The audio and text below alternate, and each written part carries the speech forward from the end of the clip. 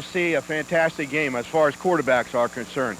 Two fantastic athletes. They can both run, they can both pass, and they can win it all for their teams. One thing about Materkoski, he definitely has more weapons. Drew Spencer, Lacondas, both over 6 foot. Frankie Hibbits actually leading the team in receiving.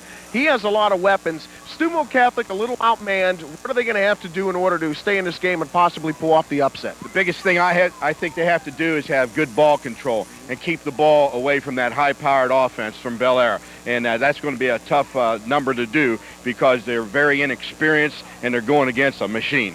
Defensively, Steubenville Catholic's going to have to play great. One guy who always does goes by the name of Witkowski. Watch him tonight. He should have a big game on defense for the Crusaders. Kickoff's coming up in just a little bit. We'll be right back with that right after these messages.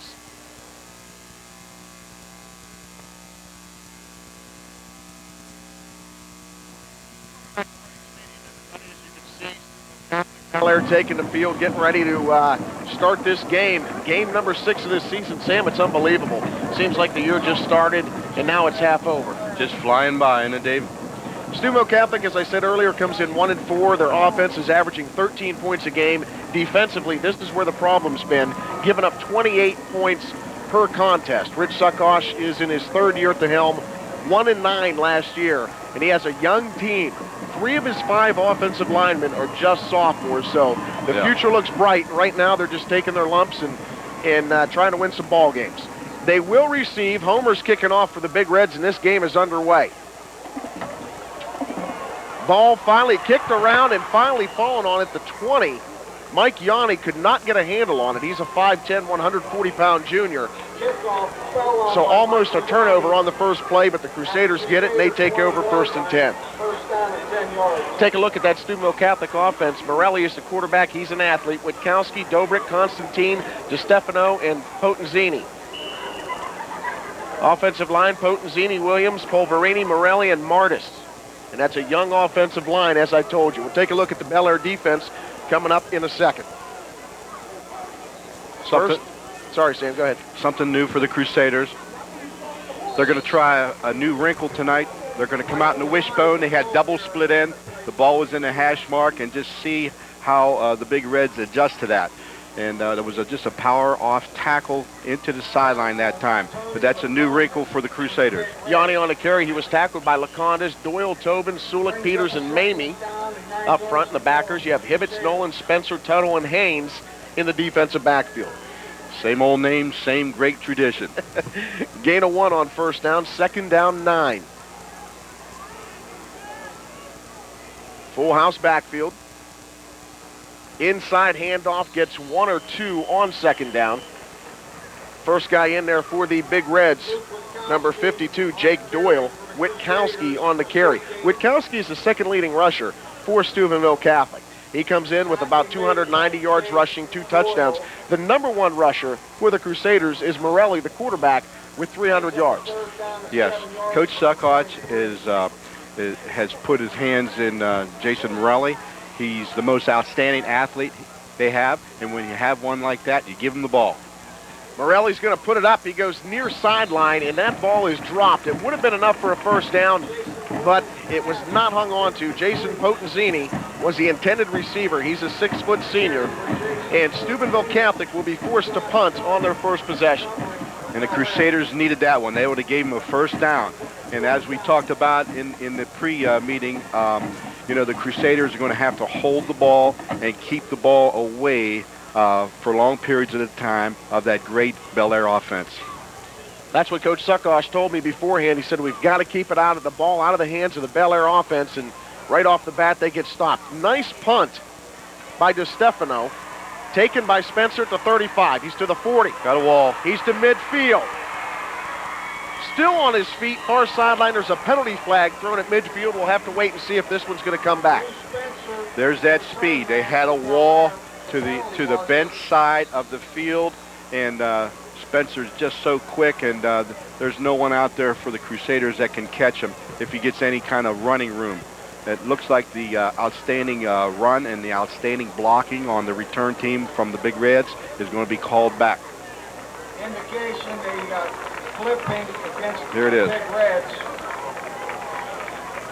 Right now to the top of your screen, Bellaire is setting an excellent wall. There's a beautiful block right there. the several beautiful blocks, and then the rest is Spencer's speed down the sideline. Had he had another yard or two, it would have been a touchdown. They called that on Hibbits. Frankie was out there trying to spring Spencer, and he caught Todd Bates. Actually, he caught Andrew Martis in the back, and the penalty comes back. You're not going to see Frankie Hibbits make many mistakes, but right there, he got flagged. Either way, Bellaire takes over 1st and 10 from their own 36. We'll run over the offense in just a second. The quarterback is Materkoski, and he's throwing on the first play of the game on offense for Bellaire, and he overshoots Drew Spencer. And that's not easy to do because Drew's 6'3". Materkoski's pass. Looked like it might have been an automatic. They look like, go ahead with the. Well, the offense is Materkoski, Mosslander, Nolan is the leading rusher, Spencer, Lacondas, and Hibbits, 3 outstanding receivers. Shawcross, Sulik, Bates, Sherwood, and Doyle up front for Bellaire. As I said, it looked like an automatic, and Matt just slightly overthrew the pass. They pitch it this time. Nice running room, still on his feet to midfield, and a first down that time for the Bellaire Big Reds. Great wing, here it is. Watch a great wingback block there, and that gave him the corner. Mosslander running hard and just lowering the boom. Mosslander, an outstanding runner that complements the passing offense and their outstanding quarterback in Materkoski. Mosslander came in the second leading rusher on this team, right behind Nolan with 128 yards. He's averaging about 4 yards a carry. 1st down and 10. Materkoski fakes it. Throws somewhat of a screen, but the runner's knee went down after the reception, and it brings up 2nd down. That time they went to Ob Nolan, and Nolan couldn't keep his feet. This is my favorite play of all Coach Magistro's plays. He fakes a little counter this way, and he throws back the screen back to the side of their bench. But also watch the guy he faked to. He later throws the pass to that guy going all by himself down the sideline. It works almost 100% of the time. It's a great, great play. Well, Bellaire lost 4 yards on it. 2nd down, 14 from their own 46. Spencer in motion. Materkoski looking for Lacondas down the sidelines. And nice defensive play out in the flat that time by Jason Morelli, the quarterback / defensive back. There's Jason coming from the center field. He's the safety. The beautiful pass right on target, and Jason came from 17, 20 yards away to knock it down. A fantastic play by Jason Morelli. Take a look at the defense. Polverini, Williams, Martis, Henry, Witkowski, he's the stud, and Miller. Defensive backfield linebackers, Constantine, Henry, Yanni, Potenzini, and Morelli. 3rd down, 14. It's a flood formation, David. Inside pressure, Materkoski flushed. Still looking, has Spencer open at the 35, and Spencer has a 1st down to the 30. There you see the athleticism of Matt Materkoski. He came in with over 100 yards rushing, and he likes to throw the football. That put him over 1,000 yards, but you see, and I've talked to opposing coaches, he's more dangerous when he gets flushed. Yes, because he's got outstanding quickness. And we should mention the great block thrown by Mosslander. Central was blitzing that time, and Mosslander did a great job in throwing a beautiful block on the blitzing linebacker. Spencer has Division I size, 6'3", 190. He's a senior. 1st down, 10 from the 31. Hibbits in motion.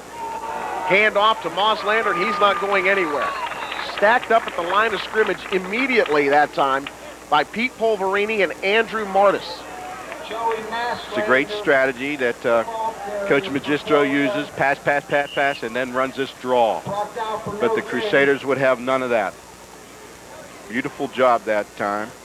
Andrew Martis just stood up his blocker. Pete Polverini did a great job that time for the Crusaders. Condense that rushing lane. That's what you want your defensive lineman to do. Take away the lanes. Yeah. If you're not going to make the tackle, take away the lanes, let the linebacker clean them up. Fumbled snap on 2nd and 10. Materkoski gets it back. Wide open is Hibbits. Touchdown, Bellaire. 8:18 of the 1st quarter, and the Big Reds have 6. Frankie Hibbits was so wide open, I think he came off the bench. Beautiful. I think what happened was Morelli must have got confused with the fumble there. I think the fumble actually hid the play, and here it is. See the fumble there? A lot of times when you have to keep your composure, and this, as you're a defensive back, just stay back deep because you have to make sure you know where the ball is at all times. It was a great play by Materkoski. He really did a great job in composing himself, getting back, and finding an open receiver for the touchdown. Justin Homer on for the extra point. It is up and good. And our score in the first quarter here at Harding Stadium in Steubenville is Bellaire 7, Steubenville Catholic nothing. Do you think the defensive backs for the Crusaders may have, when Materkoski fumbled the ball, may have thought it was a sneak or some sort of run, and they bid on that, and all of a sudden Hibbits was able to break loose? No, he went far to the right, to the top of our screen for some reason. He probably thought it was going to be an alley-oop pass deep in the left corner or to the top of our screen, and he left his open position, his safety position, because there was wide open. Did you see him? He was to the far top of our screen here. But the fumble probably made the play. You know, Hibbits is the leading receiver for Bellaire. 4 quality receivers. Hibbits came into this game 18 receptions, 313 yards. He now has 2 touchdowns. Nolan, 16 receptions, 167 touchdown. Tony Laconis, 13 receptions, 207, 4 touchdowns. Drew Spencer, 12, 203, 2 TDs. A lot of weapons. When you have an athletic quarterback with a nice arm and legs, and you surround him with 4 guys who can score at any time, you've got explosiveness. Plus, who you're going to double. You can't double anybody, and this is the problem that they get you. Homer puts the boot to it. This will be to Stefano. Pass to 25, and then he gets taken down immediately. In on the special teams tackle, Jake Doyle. He's one of the captains, along with Peters, Nolan, Hibbits, and Spencer. Jake Doyle went on the tackle. So Steubenville Catholic will get their second shot on offense. They went 3 and out their first time. Crusader 25-yard line. They need to get the running game going. As you pointed out earlier, Coach Suckosh said it before the game, we've got to control the ball, keep it out of the hands of the Bellaire players, and establish a run. That's what they're trying to do right now, but that Bellaire defense strings it out perfectly, and there was absolutely nowhere to go that time for Witkowski. That time they were in a shotgun formation. They had twins to the top of the screen, twins to the bottom of the screen, try to spread the Big Reds out, and now they were going to run an option off of the shotgun. And you can see that the Big Reds were quite ready for it. Benji Littell with a great job of containment there. Number 35 didn't allow that to get strung out, waited on help, and help arrived in the form of Frankie Hibbits. Loss of 2, 2nd and 12. Handoff inside again for the Crusaders. We'll give them 6. There's that new wrinkle. Probably Bellaire has not seen that yet, and they probably will have trouble with it as they just did on the last play. It's a double split end, and with a full house backfield or a wishbone backfield, and they just give the ball to the right halfback and fire it off tackle. Big Red's having a little bit of trouble with it, but we'll see how long that takes. Yanni got 6 on the carry after being tackled by Roger Peters. 3rd down, 6, Morelli. Middle of the field, picked off, and this is going to be run in for a touchdown. Defensive touchdown, Roger Peters, 13-0 Big Reds. The worst thing that could happen to the Crusaders has happened. 2 quick scores. 2 possessions, 2 quick scores. And they've both been of 30 yards. You see right there, Peters just steps in front of the intended receiver, and there was no one impeding his progress to the end zone. Great play, Roger. That was a fantastic read. He read the quarterback's face, and when the quarterback let go of the ball, he just stepped in front of the receivers, and that looked real big time. Roger Peters. Nice going, Roger. Justin Homer on for the extra point. Hibbits gets it down, and Peters gets it up and through. So with 6:45 to go first quarter, this is looking ugly for Steubenville Catholic already. 14-0. Bellaire on a 30-yard touchdown pass from Materkoski to Hibbits, and then this interception return by Peters. Here it is again. And you know what? Jason did a nice job of looking off the linebackers, and that's just what a great job Roger did. He looked to the left, he looked to the bottom of our screen and threw back to the middle or top of our screen, and Roger had nothing to do with that fake off look, didn't he? Nice job, Roger. Morelli on the headsets, talking it over with the coaches. And Steubenville Catholic could not afford to fall behind early because you can't control the football when you're behind 14-0. That's when you start getting out of your game. You start doing things that maybe you're not inclined to do. And Steubenville Catholic needs a big play here early on offense to make sure this thing doesn't get out of hand too early. Yeah, or at least control the ball for a long period of time. Coach Suckots has his hands full now, keeping the lid on this game.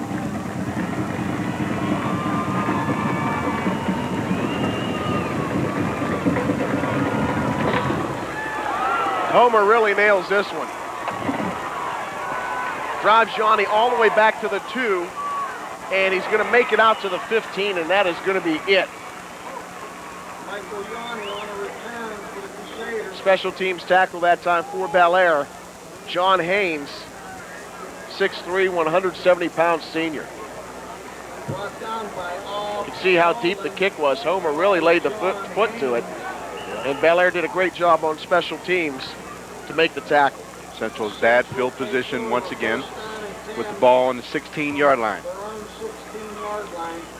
6 minutes and 39 seconds to go in the first quarter. There's a new wrinkle shift. Morelli from the shotgun, rolling far side. He's going to tuck it and go.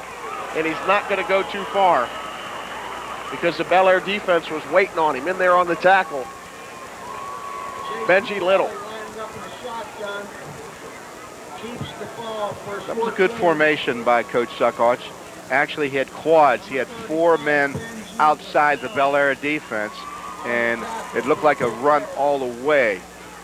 It might be a nice passing formation for Coach Suckots if he comes back to it. But I think that's a new wrinkle, and if he comes back to that, I like to see it. 2nd down and 8. Crusaders keep it on the ground. They may have gotten back to the line of scrimmage.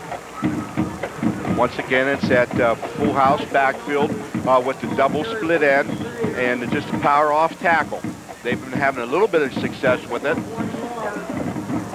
Pretty decent blocking at the point of attack, but they didn't get too far. 3rd and 7.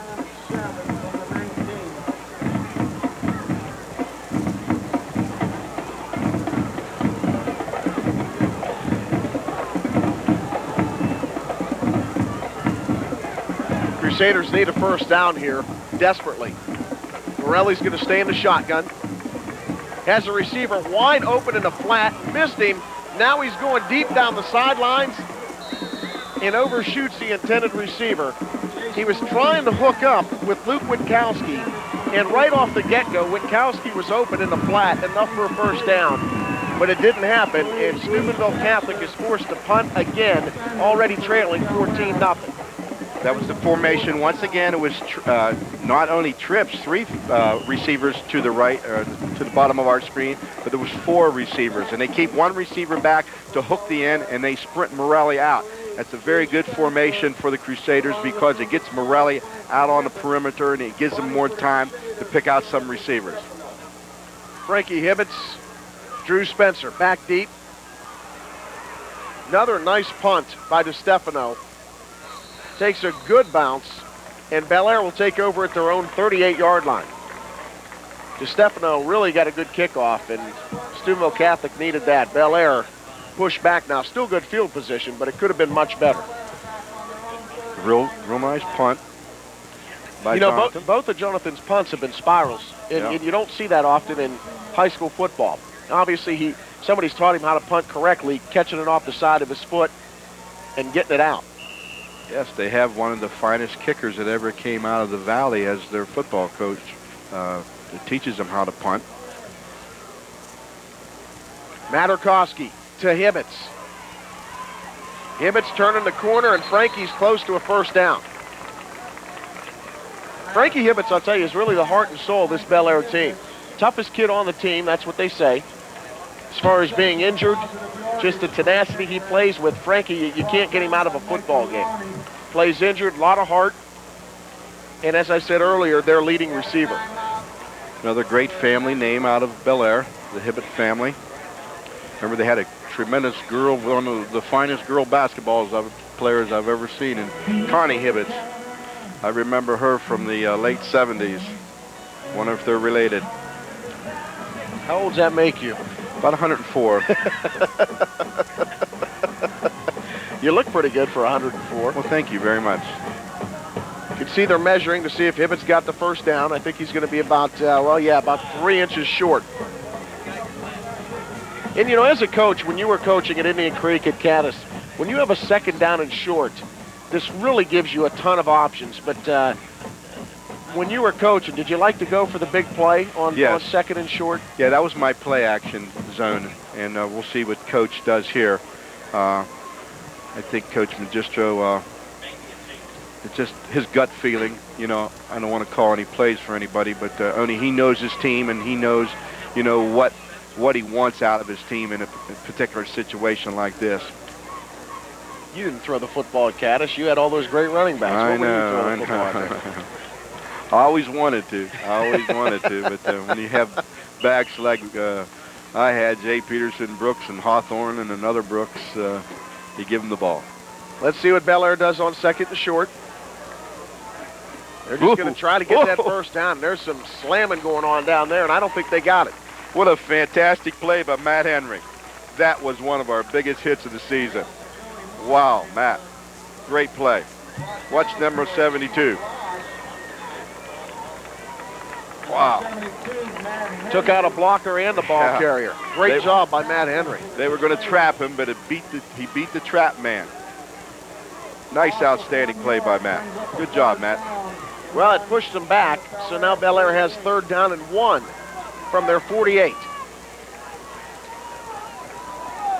Yep. They're going to fake it. Materkoski has a lot of room to run if he chooses. He has the first down, +5, +10. Yeah, you could see that coming. They brought Spencer back in motion from the Twins at the top of the screen, and it was going to be a run all the way. Good fake by Matt. How would you like to be an outside linebacker and this great quarterback with fantastic speed, with a great arm, rolling out your way? You don't know what to do. Or how would you like to be number 75 there, Andrew Martis, chasing a guy who you know you can't catch? Hit him off the pass. First down and 10 from Steubenville Catholic's 41. Materkoski looking, he's under pressure, and he steps up, and he gets 8. You see right there the way Materkoski can hurt you. Steubenville Catholic that time pressured him perfectly. Had him contained, and he still got a way to gain 8. Right, and a good play by Pete Polavini. Pete is playing on the left side of our line, and Matt goes back to pass, and he sees everyone covered, gets a rush, steps up, flies up, I might as well say, and big Pete Polavini comes from the left side of the line, defensive line, and makes a shoestring tackle, and that would have been a big play. 2nd and 5. Through the air this season, Materkoski has 12 touchdowns, only 1 interception. And as he's showing you tonight, it's not just his arm that makes him dangerous. That time inside handoff, Steubenville Catholic all over it, though. Bellaire doesn't get much. Yep. The defensive line is playing pretty well right now for the Crusaders. That's one of Coach Magistro's favorite running plays. It's the draw designed off of their sprint out passing attack, and they get big yardage every time they run that. But Crusaders did a nice job that time with it. Third down and 4. Steubenville Catholic showed blitz. They're not coming. Hibbits almost wide open again, and it was almost picked off.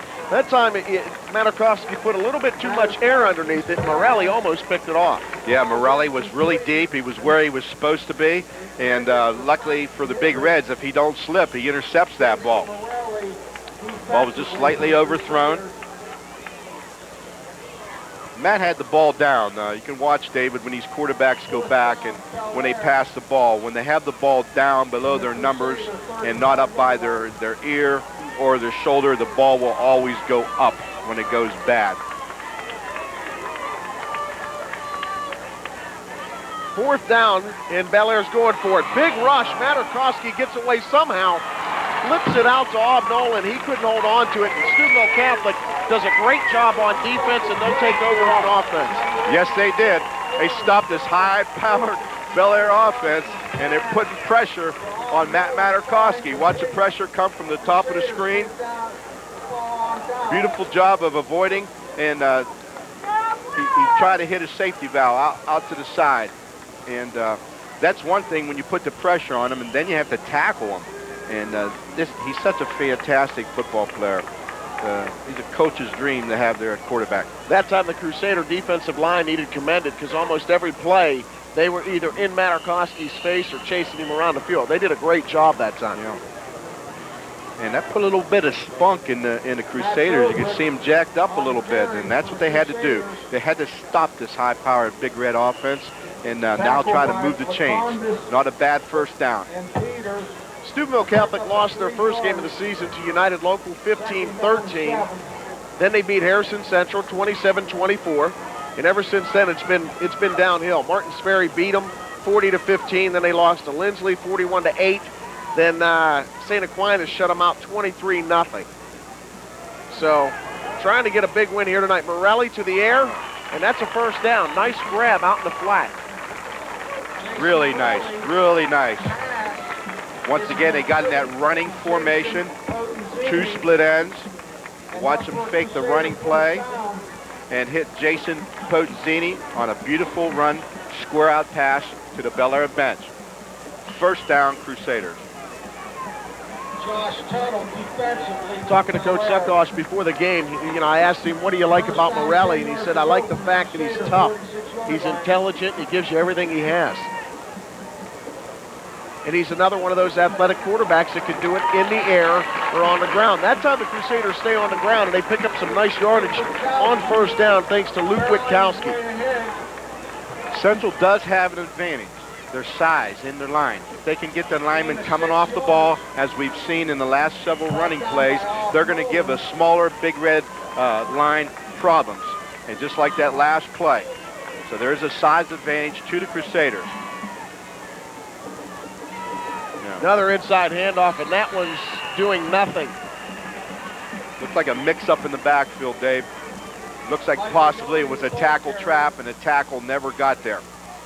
Nick Sulik on the tackle for the Big Reds. Tackled by Lacondas with help from Littell. No, it was not a tackle trap. It's just a missed handoff in the backfield. Littell also on the tackle for Bellaire. 3rd and 5. I need to apologize to Benji because I called him Little about 5 minutes ago, so I apologize to the Littell family. You told me it was Little. It's your fault. Actually, you didn't, but I always blame something on somebody. Morelli gets it out, and a nice stick by Hibbits. Not only was it a nice stick, it was a tremendous stick. Hibbits, he really put the shoulder pads. Trying to get it out to Matt Dobrik. Now, Dobrik's 210 pounds. He's only a sophomore. He didn't see it coming, but he's 210 pounds. Hibbits comes running in, and Frankie goes about probably 155. They have him listed at 170, but that's with pads probably. Jason got a big rush here. He didn't have very much of a chance and can hardly, he had to wait till the receiver turned around, and that was a big problem for the receiver. Another nice punt by DeStefano. Taken by Hibbits, and Hibbits churning out some yardage. Penalty flags flying again, and Frankie's still running on the sidelines. There's out that to speed. midfield. There's that speed. They got to try to keep Big Red out of open field tackling positions, or they're going to have trouble tackling the Big Reds all night. And luckily, once again, the flags came out. Might be a better idea just to punt the ball out of bounds, Dave. Keep the ball away from those great receivers. Watch this. This is a tremendous run by Hibbits. Why? He just never quits. Changes position, changes field position. Goes down the Big Red sideline. Oh, man.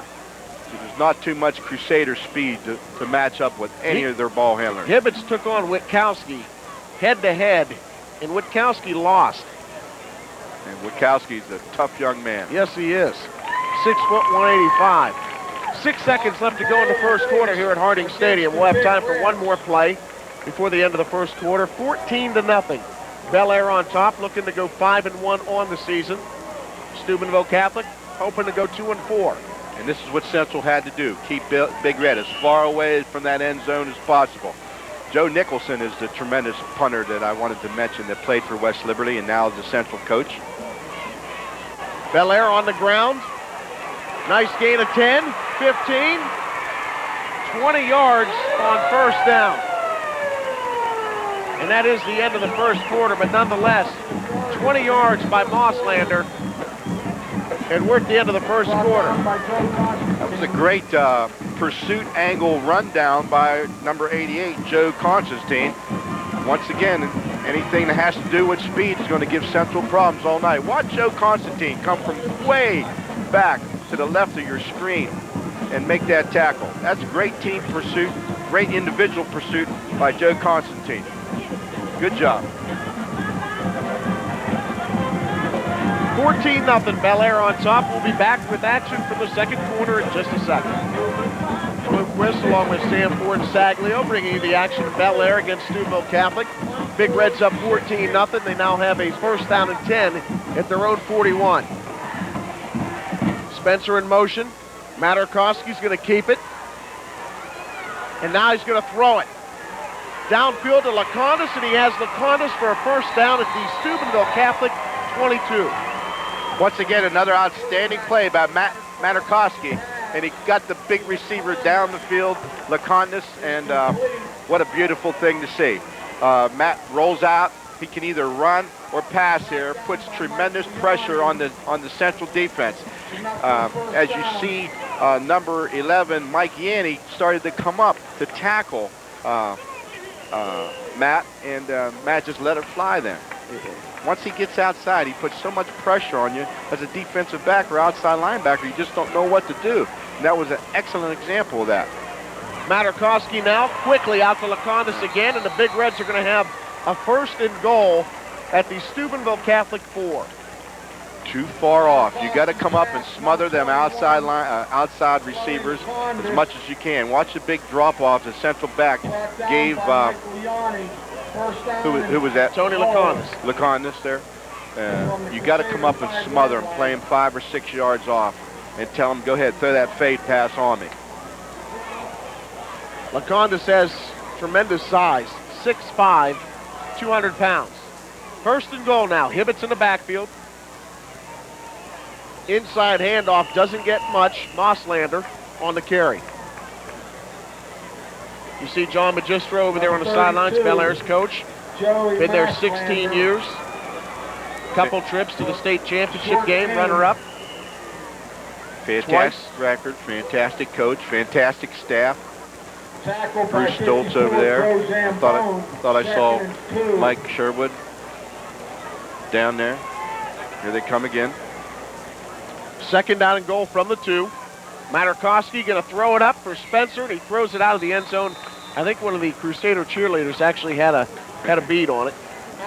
That's just what I said to do. You got to come up and smother those big guys on the outside and just challenge Matt to throw that kind of pass. It's a low percentage pass, and really you're doing him a favor by doing that. Good defense by the Crusaders. Third and a long 2.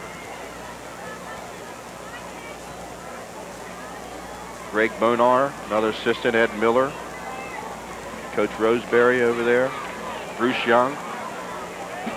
Spigarelli. The Spigarelli.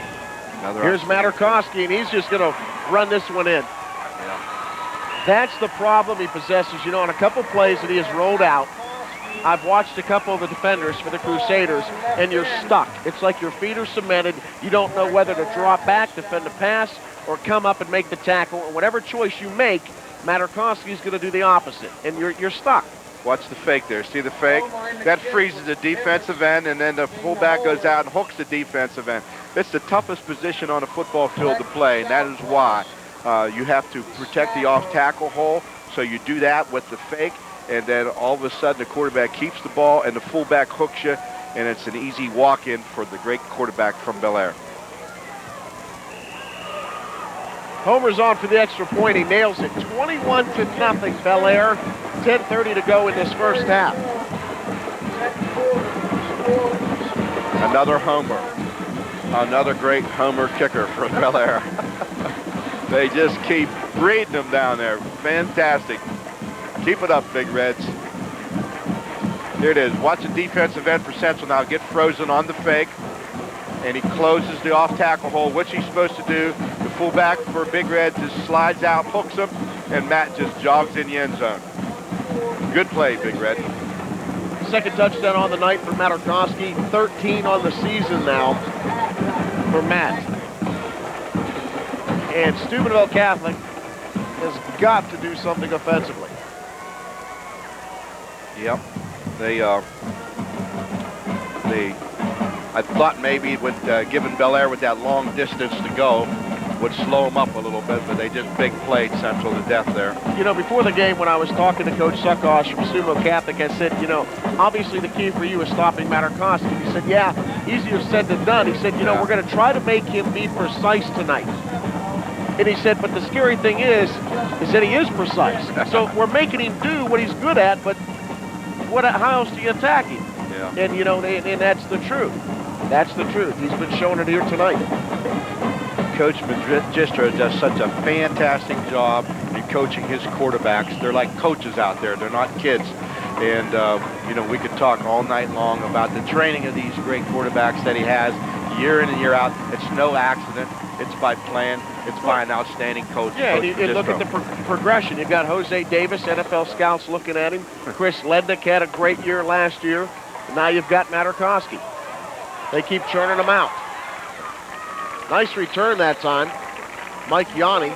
Good. And, you know, in talking with Coach Magistro, you know, everybody, I'll go places and people will say, you know, how does Bellaire throw the football so well? You know, they've got these guys. I mean, how do they always get these guys who can catch? And it's not the fact that they have these guys that can catch. They get guys and they make them catch. Yeah. You ask Coach Magistro, he says, we throw the football. So starting in 7th grade, these guys know that they have to catch and they have to throw. And he goes, and we practice it over and over in practice. You have to get good at what you do, or you might as well not even do it. It's a skill. It's a skill, and it's very difficult to do, and you have to do what he does. As he said, he works on it for years. Morelli fakes the handoff, looking for a receiver, a lot of pressure, and he goes down. LaCondis came flying out of nowhere to get the quarterback sack all the way back at the 22. That was a fantastic play by LaCondis. He was hooked, and he spun out. He was on the defensive line, and he does go for the fake, but he rolls off of the blocker and makes a beautiful defensive play. I'm sure the coaches won't like the tackle there, but it got the job done. Usually coaches don't like to see high tackles like that. You know, the defensive leaders for Bellaire are Mamie and Peters. They both have 55 tackles. They both also have 5 sacks, and LaCondis just tied them for the lead in sacks. That was Tony's 5th of the season. Morelli from the shotgun. Pressure backside, steps up, and he goes down. Nice pursuit that time by the Big Reds defense. Dusty Barnes coming in and getting that quarterback sack. And it's a good thing Dusty got him, because I tell you what, that was going to be a big play for the Crusaders. Jason was off to the races. Here it is, once again, running from the shotgun position. A lot of green out there for Jason. And just a beautiful effort by Dusty. Dusty Barnes is a 5'9", 155-pound sophomore, so I'm sure we're going to see plenty of things from him to come in the coming seasons. 3rd down, 18 from the 26. Morelli shotgun. Looking short, it's complete. Great Another threat. big hit. Oh, heard that up here. We're enclosed too. We got earmuffs on. We're enclosed. We're 200 feet off the ground. What a tremendous hit. Is that Hibbits that made the stop? That was Hibbits. Oh, Hibbits. Glad you never tackled me, boy. Good job. Not enough for the first down. DeStefano on to punt. He gets off another nice kick. Fair catch by Hibbits at the 30, and Bellaire will take over with a 21-0 lead in 8:16 to go, second quarter. Okay, here we go again. See if the Crusaders can keep them off the board. You mentioned those great sacks and all those sacks that they're great defense from Bellaire. People seem to forget about they do play great defense down there too. They have one of the finest coaches in the valley running their defense in Bruce Stoltz. And something I never figured out, I'd like to talk to Bruce sometime, and maybe you can do it. You can get around more than I. Why hasn't he ever taken a head coaching job? Certainly he's well qualified and has fantastic records down there along with Coach Magistro. Oh, what a nice play. Keep it on the ground, get nothing. Tell you, there's some nice hitting going on down there on the field. Chris Williams. Nice play, Chris. Brought down by number 66, Chris Williams. You see it right here. Williams comes up and just lowers the boom. Loss of 1 yard. Beautiful. Playing defensive end, came off. Looked like he was blocked on the line of scrimmage, and he just kept chugging his feet, and he got rid of the defensive tackle or end there and made a big play. Real nice. Second down 11. I formation, Nolan, Mosslander. Right up the gut, and Bellaire's got a big gainer to midfield. Steubenville Catholic territory. That's Mosslander, first down Bellaire. There was that favorite running play of theirs, a delay, like a delayed draw trap. And that play puts a lot of pressure on you. Let's watch it. See who the big tackle was that came over and pulled. Who's the tackle on that? Did we get a number on him? Big right tackle. Really, very nice, very nicely operated by the Big Red offense. Nice tackle trap. Get a number 52. Jack Doyle, another great name. Materkoski looking far side, has Hibbits, and Frankie hauls it in for a first down. What a nice touch Matt put on the ball that time. Tony Zarini on the tackle for the Crusaders. Frankie Hibbits made a real nice move, like he was going to the center of the field, and he broke it out to the sideline, and he wasn't even looking for the ball, and Matt put it up in the air. It was a nice spot pass, and well executed by two outstanding receivers, and an outstanding receiver and an outstanding quarterback. Lacondas and Spencer down low together. They try to run the football, and I think the whole Steubenville Catholic defense got in on that tackle. Now you're going to watch Matt fake that play pretty shortly here. Roger Peters just got hit about 35 times. There's a guard trap that time, and the Crusaders did an excellent job of defending that. And the trap guy that time was Todd Bates. Todd just didn't get there. He got tripped up along the way, and it left no running room for the ball carrier. Second down 10, Materkoski, Lacondas. He's down at the 27, so he's going to bring up third down at about 4. Nice diving catch by Lacondas.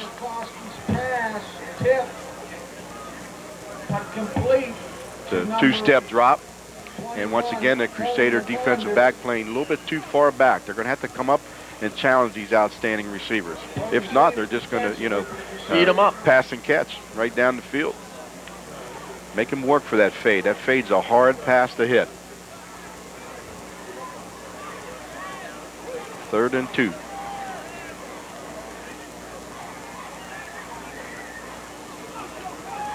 Materkoski getting some pressure.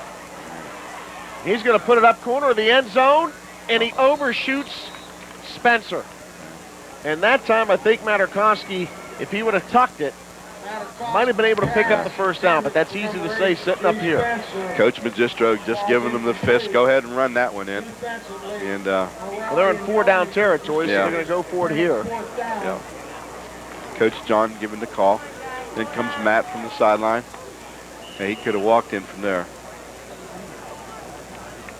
Nice coverage out there. Jason Morelli. 4th down and 3 from the Crusaders 27. Uh-oh. And we've got a lot of movement.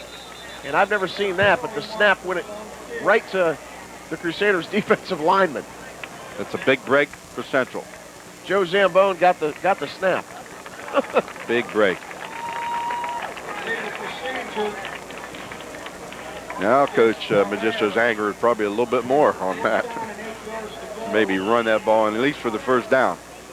Get your first downs. Get your first downs. Get your first downs.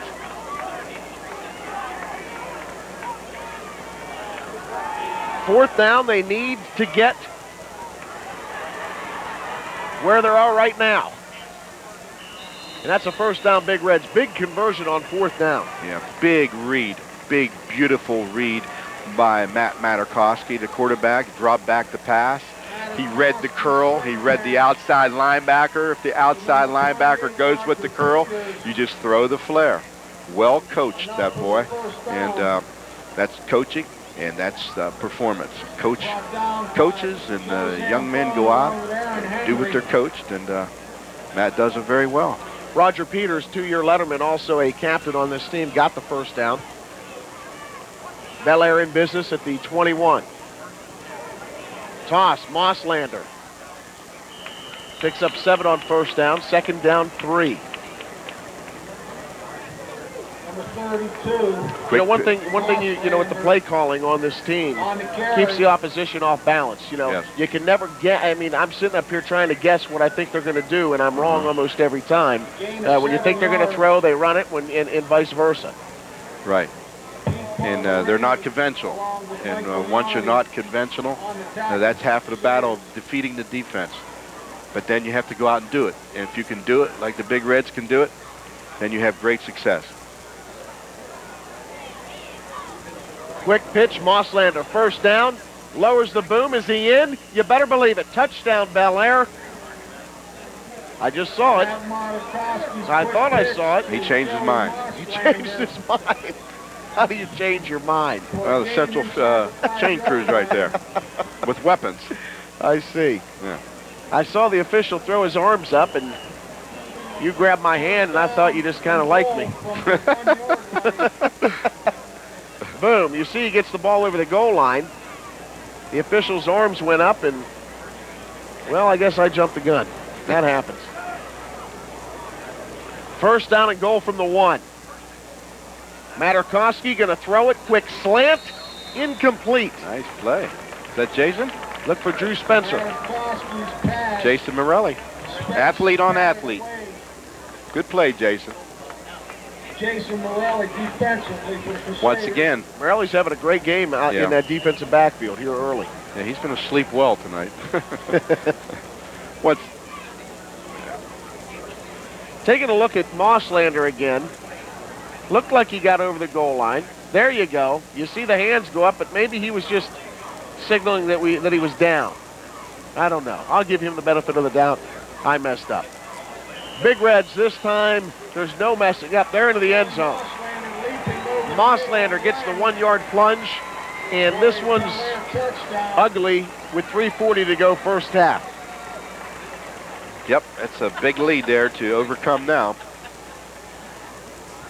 Once again, though, as you said, David, here was the ball on a 6-inch line, and he throws a pass.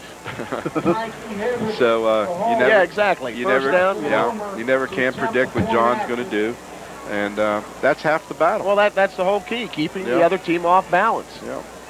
So you put a 10-man line up there, and he throws the pass. Then you put double coverage out on those big receivers, and he runs the ball on you. Homer is 4 for 4, and I think Dan Maris just fell down out there.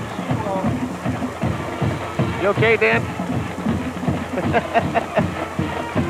See some of the fans here at Harding Stadium. Steubenville Catholic side of the field, you can see not a real good turnout, but Steubenville Catholic is a small school. You see they do have the holy man on their side right there, and it's always good to have Father on your side. When I used to play Central, I always carried a priest with me. So they would have one priest, and I would have one priest, and then after I would play Central again, I would get 2 priests against their 1 priest. I figured, it's always good to have the guy upstairs on your side. That's right. You know? I always tried to out-priest him. 3:40 to go here, second quarter, 28-0, Bellaire. And I wasn't at a Catholic school.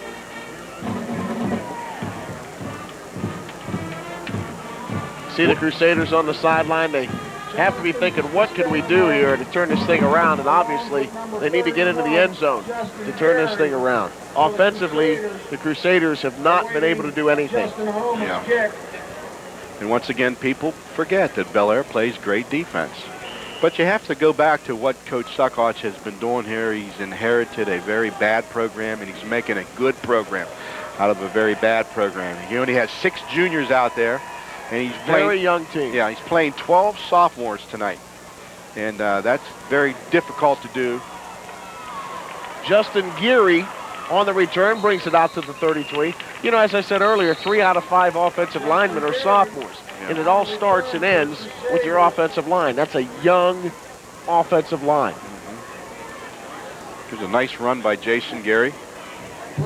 Picks his way back to the 33-yard line. You know, it was just the other day, and I say that half jokingly. What was it, 94 when Steubenville Catholic won the state title? Yes, under Greggy Bain. Under Greg Bain, who is now at Edison. Right. So you got a team that won a state title in 94. Greg Bain left for reasons only known to him and a few others. Right. Craig Farrar, longtime assistant, takes over. The same reason why their program fell. And people have to remember, once you get your program going, okay, and this is a good example of it, keep it going. And how you got it there, don't forget how you got it there, and keep it going. And you think you may want to change coaches, and that's the worst possible thing you can do. Well, you know, I've seen a lot of things, and you know, your situation fits right in there without getting too deep. But I'm just saying that, you know, a lot of times when there's success, there's a lot of jealousy. People start thinking, well, you know, coaches getting all the praise. I've got something to do with this, and everybody, instead of just enjoying the moment and realizing you've got a good thing going. Yeah. People start getting, you know, they start... especially in our valley. Right. Football's king. It's so important, and you finally get a great program going, and you mess with it. Right. Everybody wants a piece of the pie, I guess is what I'm saying. And, you know, some people start to feel like maybe they're not getting enough credit. Next thing you know, you've got some animosity. Next thing you know, you've got a program on the slide because one of the main people who got you to where you are ends up leaving. Morelli to the air. Incomplete near sideline. Gave it to him. Potenzini. Well, they did give it to him. Yeah. Potenzini on the reception. That's a first down. That's the same play they ran earlier in the first quarter where Jason fakes into the line, comes back, and hits Potenzini, who runs an excellent out cut. Really nice, Jason.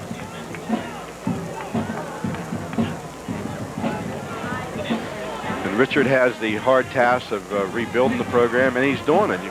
1-9, 6-4. He's struggling this year. Got an undefeated freshman team coming. So things look great for the Crusaders. Morelli running, and he's going to keep it. And if he doesn't slip, you never know what could have happened, but he does pick up 5 on first down. That's the formation I like for the Crusaders because they can get out that outside on that big rush, hard rush by Lucondas. They put a wing back there and they block down on him like a sweep action. Watch it to the top of your screen. See Lucondas get blocked down, and then Jason's got enough speed to outrun Lucondas once Lucondas gets detained a little bit by the blocker. And Coach Sack should run that to both sides of the field. It looks like the best bet right now. 2nd down 6 from midfield. Morelli, pressured, steps up. He's going to tuck and run, gets a block, and there's a penalty flag. And boy, that's a touchy one. I saw the block, and it looks like he got him right on the shoulder. Yeah. But the official, I think, looks, and what is the ruling on that? You've got to have your head in front. Head in front. The head has to be in front. Let's see. You'll see it. Yeah, let's see if the head's in front. Jason gets a big time rush. He didn't. This was not a run. He's just scrambling. Yep, not going to see it. Nope, you're not going to see it. Either way, it was borderline. I think it's one of those blocks that could have went either way, and this time, unfortunately, for Steubenville Catholic, it goes against them. And he's getting an earful right now from the big guy. Wrong side of the field, ref. You ever get into a referee's ear? I never did. I never did. Didn't believe me. As you roll your eyes. Of course, you're always polite, I'm sure. I always was polite. Second down, 21. Morelli over the middle has a receiver wide open, and what a hit that time. Nice completion to Potenzini. And I'll tell you what, it looked like John Haynes was shot out of a cannon because he come up and put the hammer to Jason, but Jason holds on and picks up about 13 yards. He caught Bellaire in a zone defense, and it was a beautifully ran pattern. Potenzini ran behind the linebackers and in front of the defensive backs. Well run, and he threw a rocket at him, and he caught it. So with under 2 minutes to go in the first half, Steubenville Catholic moving the ball on offense. That time a quick pitch, Shuffle and pass. it's a first down. Shuffle pass that time to Witkowski. Excellent call against the hard rush. Get somebody like Lacondas flying in there. Let him come in and throw the ball underneath him. Excellent call, Coach Suckotch. You know, it's 28-0 Bellaire, but if Steubenville Catholic could get a touchdown here heading into the half, Bellaire 44. it will definitely pay dividends for them in the second half. They still have a lot to overcome, but going in 28-0 as opposed to just scoring is the difference between night and day. That's right, success. Lacondas went outside that time. Morelli down the field. Could have been interference there. Lacondas did a beautiful move at defensive end.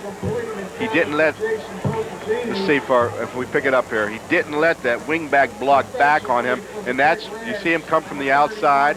He's been letting that defensive or offensive wingback block down on him, and therefore allowing Morelli to get around him. That time, he eluded that crackback block and got outside, and Jason had to pull up. He could not get to the corner.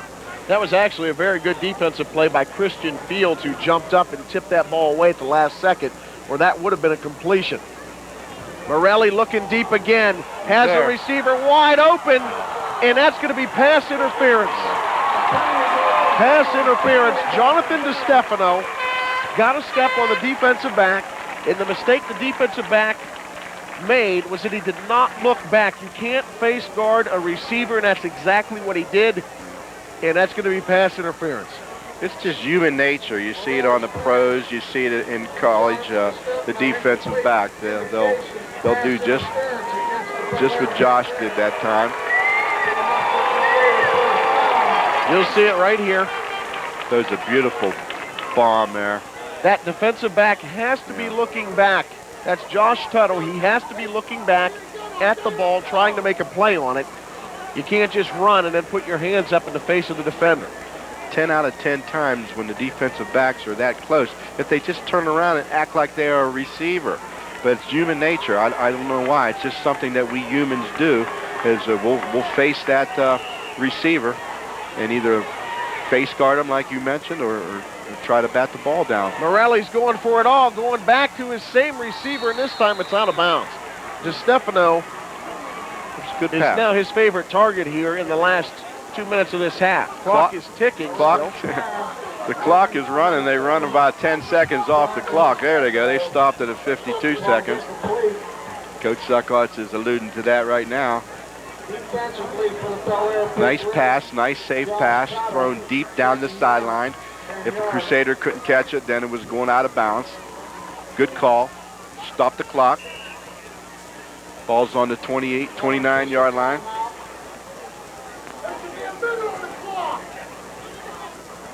Clock reads right now 52 seconds, but it should be back up to around a minute 3. They're signaling up here to the press box to put time back on.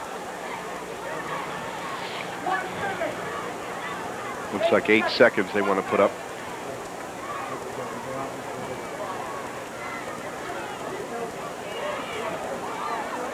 Heading into this game, Bellaire won their opening game against Indian Creek 32-7. Then they lost to John Marshall in week 2, 21-19, in a game where the first half was ruled by JM. Second half was pretty much Bellaire. And I know Coach Magistro would like to play that one over again.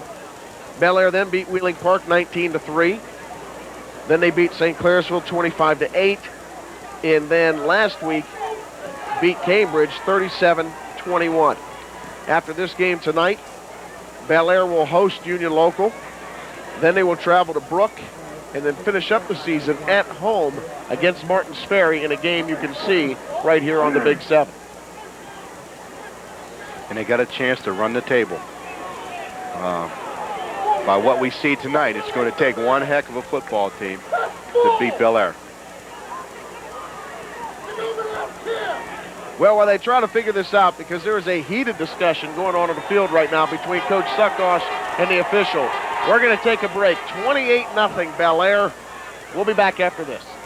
On the clock, I'm almost certain it should have been about 1:05. And obviously, Coach Suckosh is not happy at all.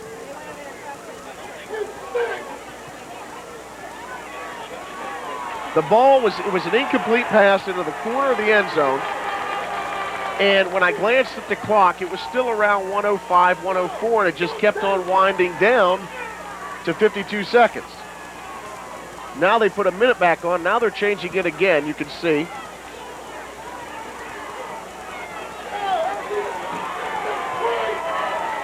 And now they put 53 on there, and that's what the official is signaling, and that is wrong. That is absolutely wrong.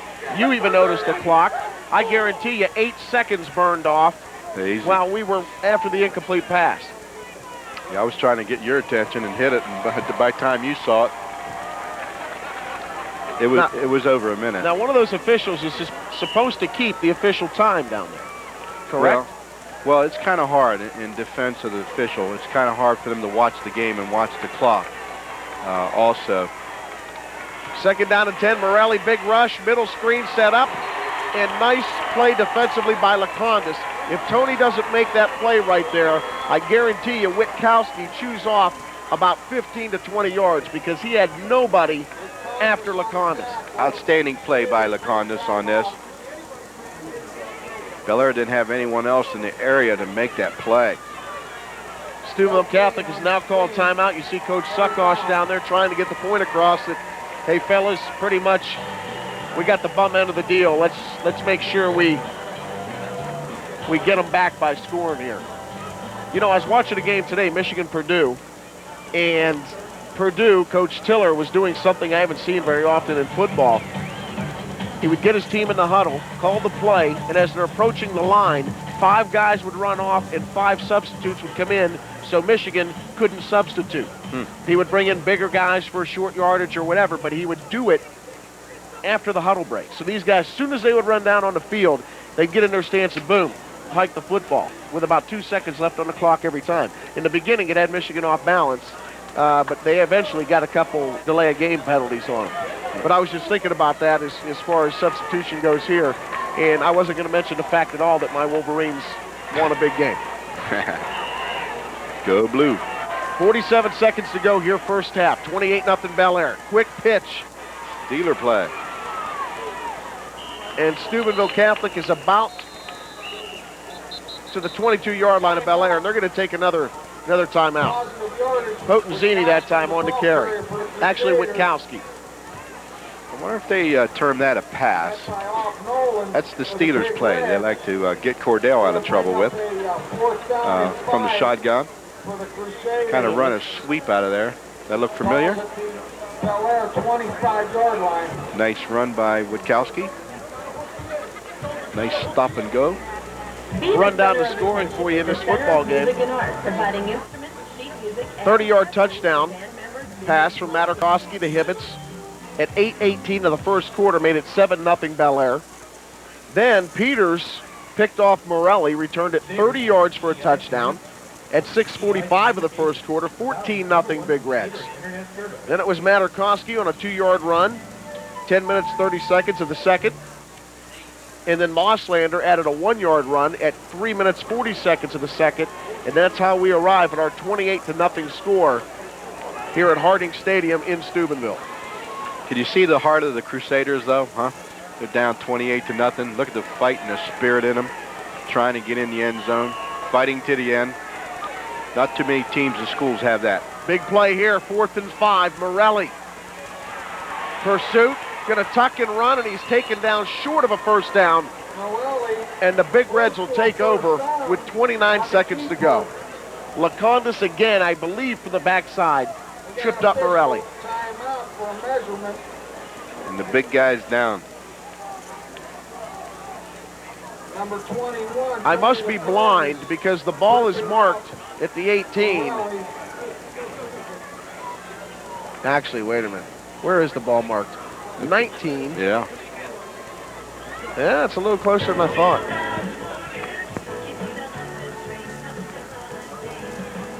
You ever use Steel Valley Mortgage? Vern, where's that coming from, buddy? 29 seconds to go, and the Big Reds hold on defense. Outstanding play by Tony Lacondas on that.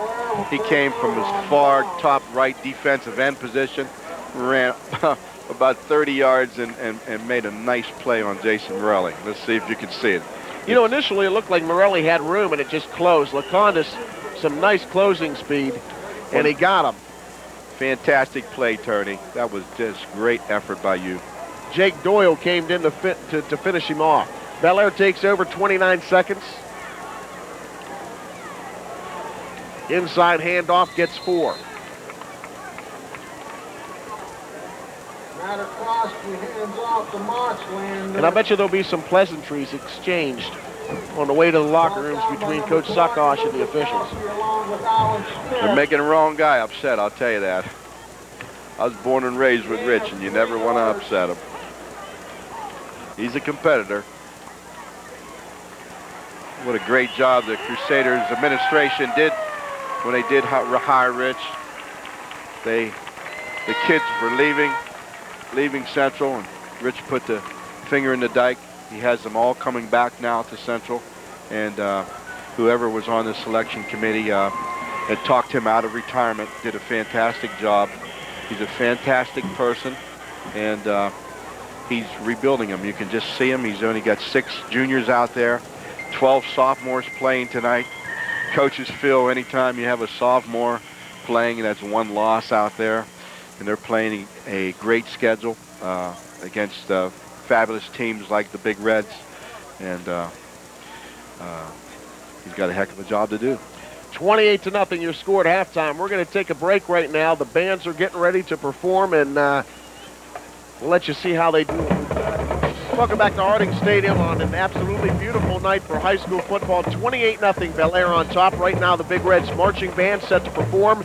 Take a listen and enjoy.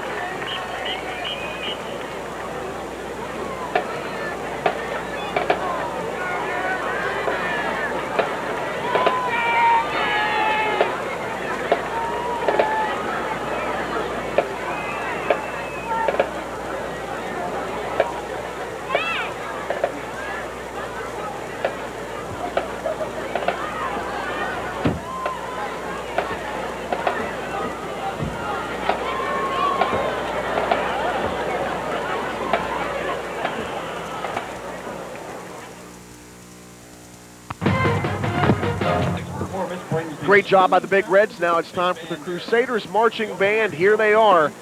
Enjoy it. It don't mean a thing if it ain't got that swing.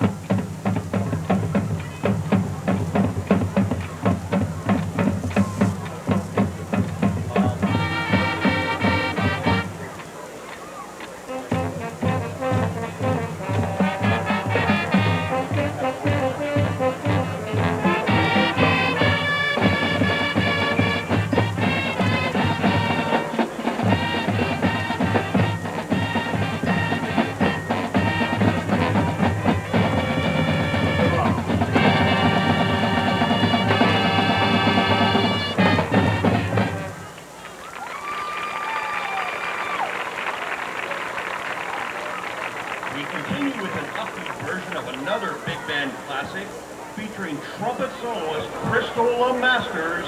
Here's Tuxedo Junction.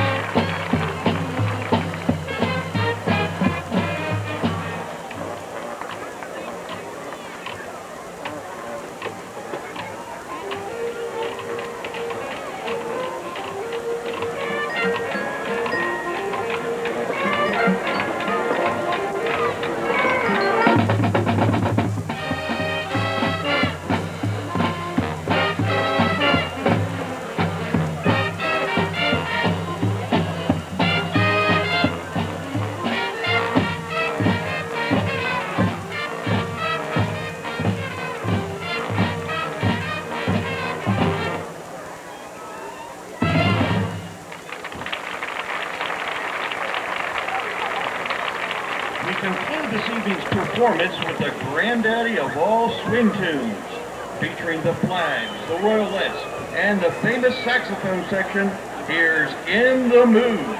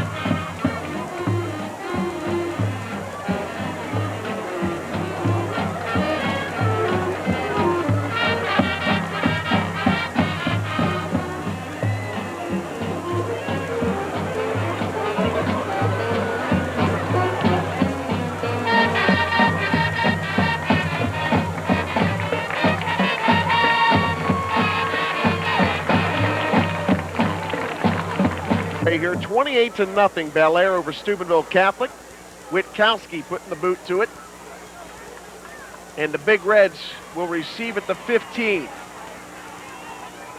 and bring it out to the 30-yard line. So Bellaire takes over, good field position, leading by 4 touchdowns. Courtney Redmond returned that kick, did a nice job. Crusaders did an excellent job in containing that young speedster. You know, when I was reading off the Bellaire schedule in the first half, I forgot a game. Sir Winfred Lavere, Canadian team coming into Bellaire. They will play them the week before the Martin Sperry game. So Sir Winfred, I'm sure will take a Sir beating. 11:54. Materkoski going right to the air, and well, they must have counted it as a lateral, that's David. what I was just going to say. Must have counted it as a lateral. Gain of 3. Spencer dropped it, but if you could see right here, the pass was thrown backwards. Yeah, it's a good call. So that's a lateral, and it's a gain of 3. Good call by the Zebras. Good call, refs. Here's a lateral.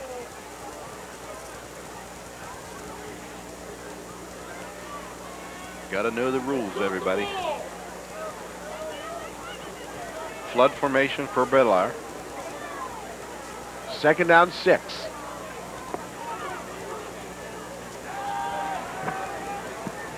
Materkoski throws it out on Nolan.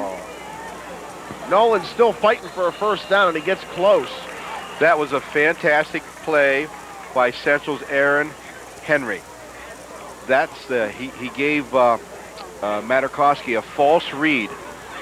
Bellaire, when they put twins out, they will go out and hook one receiver, and they'll double team Aaron Henry's position, which is the outside linebacker's position. Did you see Matt look in that area? Checked off his first 2 targets and went to the safety valve. Aaron faked him out a little bit. That was a great play by Aaron. Nolan came into the game the leading rusher on the team, 2nd leading receiver. This time they go out to Lacondas, and Lacondas looks like he has a 1st down at midfield. Too much respect. They're giving Lacondas too much respect out there. He and Matchko just pass and catch every time they get in trouble. Every time they need 8, 9, 10 yards, they're just going to throw the ball out. Here's a nice look at it. 2, 3-step drop. Throw the ball out to Tony. Picks up an easy 1st down.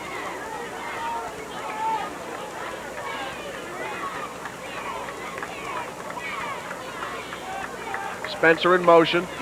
Quick pitch. Nolan running hard, and Nolan picks up 4 yards. And he made something out of nothing because the Crusaders played that very well.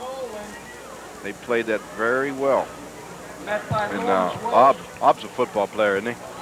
Yes, he is. Chris Williams on the tackle. Aaron Henry also. Lawrence Welch in there for the Crusaders. 2nd down, 6.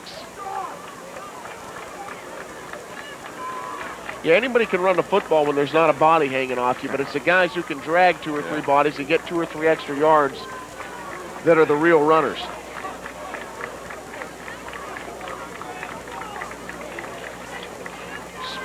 Spencer in motion, Materkoski rolling out. Here's that option. He's going to tuck it, and he picks up a 1st down +4. You see it right there, a perfect example. Lawrence Welch was stuck. and Materkoski raised his hand like he was going to throw it. Yeah. Welch froze to try to backpedal. I got some more news for you. This is a missed handoff. That's a tackle trap back to this side. He improvised that. That's all improvisation from the great quarterback. Actually, it was Joe Constantine who was stuck in a hard position out there. Either way, it works out for the Big Reds. 1st down, 10 at the 35. Materkoski, quick fade out there to Lacondas. Looked like he had it. Incomplete. Morelli on the tackle. That's what you're going to have to do. That's what I was talking about. That's a very hard pass to complete. And so come on up, play him at 6, 8 yards, and don't give him that quick look. See how tough now the Crusader is playing Tony out there? And Tony's got the speed just to run by you, but Jason's going to have to help from a center field position, which he did, and complete a pass. I bet you if you go ask Tony, he tells you he should have caught that too. Why, certainly. Why, certainly. He's a competitor. Great football player. 2nd down, 10. Great football players. Looks like Crusaders are going to blitz. They do. Got him. And they got him in the backfield. First guy in there was Joe Zambone. He's 6'1", 185. He's a senior. Number 54 penetrated and made the tackle. Showed a little bit of quickness. Watch this. Comes from his defensive end position. Nice play. Didn't get quite that nose guard across on that tackle, but at least he got him. Good play, Joey.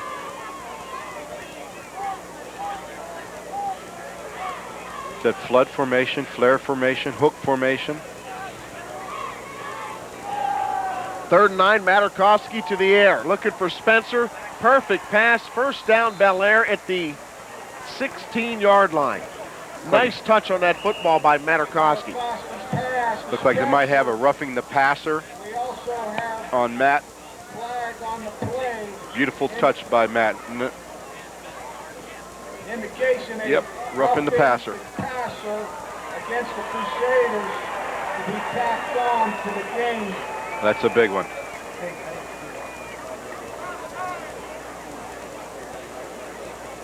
That happens a lot, though, when defenses are blitzing against good quarterbacks and, you know, they're trying to get to the quarterback. It happens a lot. Nothing unsportsmanlike there. First down and goal to go for the Big Reds. Well, Bellaire came in averaging 26 points a game. They're going to add to it. They're already at 28, and it looks like they're going to get some more right here. First and goal from the 8. Hibbits split to the left. Materkoski hands it off to Nolan, trying to get somewhere. Nothing doing. You know, Bellaire has 28 points on the board, but the defensive line of Steubenville Catholic has played well, and they played better than what you would expect looking at a 28-0 score. I think he put some smaller boys in there with better speed, and I enjoy watching Ob Nolan. Well, he's a competitor, isn't he? Boy, when he's trapped, he does some good things there, and a lot of ball carries will just fall or go down, and not Ob. Seems like when he's trapped, he really performs better. Here's Materkoski with pressure, and he tries to get it away and gets creamed over on the sideline as he was throwing. Nowhere to go that time. Good job by the Crusader defense. I don't know if this is a play or not. This may be a play. They fake. Let's say like they do it. It looks like they fake. That's the second time I've seen that tonight, where Ob goes out a little bit to the right. He lets the Crusader rush, and then Matt sprints out, and Ob cracks back on that on-rushing defensive end. I'm going to have to ask John about that and see if that's a play. That's the second time I've seen that tonight. Joe Zambone had the initial pressure. Matt Miller was the one who finally got Materkoski, and now we have penalty flags on the play. False start, top of your screen. One of the Bellaire wideouts jumped the gun out there. That helps the Crusaders. Legal procedure against the Big Reds.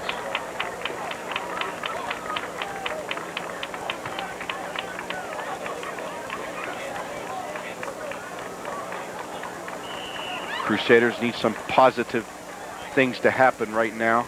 They can keep Bellaire out of the end zone. They can build not only for the rest of this game, but for the next week and the week to come. 3rd down and 11. Materkoski, corner the end zone, touchdown, Big Reds. Materkoski got creamed after the play by Lawrence Welch, but nonetheless, he finds Lacondas, and the Big Reds have 34 points. Tony made a big move to the post and came back out towards the corner and was wide open, and it was an easy pass and catch situation for the outstanding quarterback and the outstanding receiver. They're tough. Beautiful job, Tony. Nice job, Matt. That is Lacondas' 5th touchdown on the season. Homer's on for the extra point, and he is 5 for 5. 35-0. Bellaire on top. Lacondas, as I said, now has 5 touchdowns on the season. As for Materkoski, that is his 3rd touchdown of the game. That gives him 14 touchdowns through 6 games on the season. And Justin Homer might have kicked that ball in the river, and you may say, well, here's the touchdown again. The fake draw trap and the roll by Matt.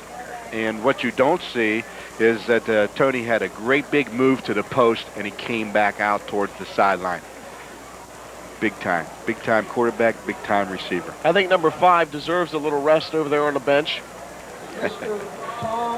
Offensively tonight, every time Steubenville Catholic gets pressure, Materkoski either finds an open receiver or he finds some running room. He's been making it happen out there. I started to say Homer might have kicked that one in the river, and you may say, well, it's not too big a thing, but the river is 6 miles away. I was thinking that. I wasn't going to point it out, Sam. Wow, did he kick that one. That's a weapon they haven't had to use tonight. But I guess he's there when they need him, huh? Yes, sirree. Number 23 definitely has a leg on him. He's going to try to get into one right here. Coach John has one of the finest football programs in the state of Ohio. From stem to stern, he has players. They're well coached. That one's taken at the 8 and brought out to the 30 by Justin Geary. You know, how many high school kids can kick off to the 8-yard line? And earlier, he kicked one off that was taken at the 2. And I'm talking about Homer, so that shows you the strength of his foot. And he kicks it nice and high, and that's very important. A lot of people can kick line drives, but that doesn't help your coverage team. Home kicks it nice and high, and it allows his cover team to get down there. It just happens that Justin Geary is one of the quicker Crusaders, and that's his second nice return.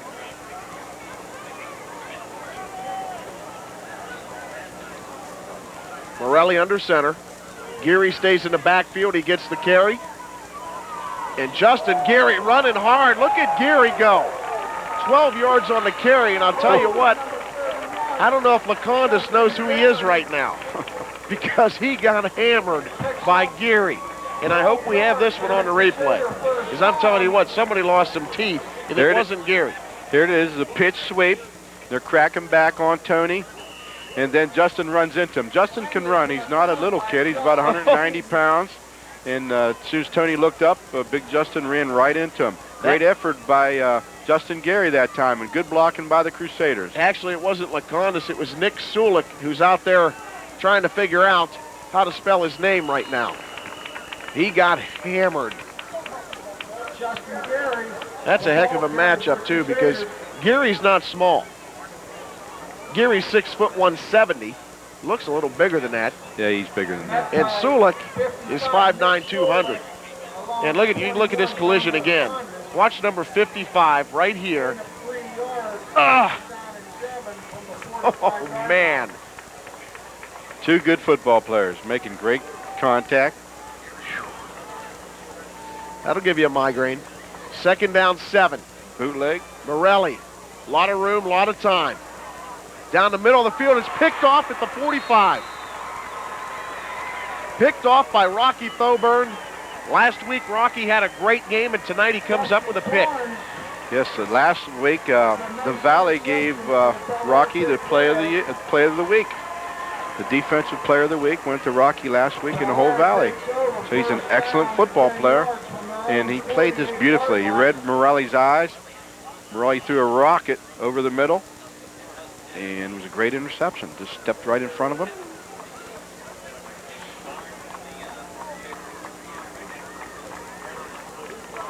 Oh, yeah, we gave Rocky some. Yeah, that was Dusty Barnes. That's our mistake. Well, Rocky deserves some credit for last week, and Dusty with a nice interception. We're seeing some new players inserted into the roster now. Josh Baldwin is in at quarterback for the Big Reds. Official timeout. 6:40 to go, 3rd quarter. Bellaire up 35-0, and now's a good time to get some guys in who normally don't get playing time, because this pays dividends down the road with an injury or, of course, for next season. Plus, Matt Materkoski, you don't want anything to happen to him in particular out there, and you need 2 quarterbacks to run this offense. And the bigger thing is, too, respect for your opponent. Yeah, that's awful nice of John. Very good sportsmanship. Reason why... So Josh Baldwin hands off to Mosslander, and he gets a couple yards. The reason why most high school coaches don't have an offense like this is because of they worry about the depth. Here's the play, just a power sweep off tackle, put that ball in the other hand. Mosslander has about 150 yards rushing this season, came in averaging about 3.5 a pop. Go ahead, I'm sorry. Yeah, it's very difficult to get two quarterbacks able to run a sophisticated offense like this. And usually a quarterback gets hurt somewhere along the line. And most coaches... Nice run by Nolan down inside the 35. Had a nice hole by his offensive line, came through it, put a little spin move on, and he picked up 16 yards. I like boy, he can play for me, I'll tell you that. He's a great football player. Watch him do a little sidestep hop here. He helps make his own hole there a little bit. Good run, He was tackled by Lawrence Welch. First down and 10 from the 33. Baldwin fumbles the snap, loose ball, and he gets it. And it was a good thing because hot on his heels was Luke Witkowski. How many times do you see that? A new quarterback comes into the game and within 5 or 6 plays there's a fumble exchange. Well, it's supposed to be the most elementary play in football, and that's the snap to the quarterback. But it's the one that if something does go wrong, it's going to be the most disastrous because it's going to get kicked around and it's anybody's football. Good. Baldwin is only a sophomore. He's 6 foot 155. First pass attempt, and he goes to Frankie Hibbits, who fumbles the football. It's recovered by his teammate, and it's a gain of 6. Josh is a left-hander. Good pass, Josh. Josh Tuttle recovered it. Of course, Chris Lednick was a lefty too, so kind of keeping with the tradition. Josh Baldwin on a two-stepper. Quick pass, little fumble there. Big Reds came up with it.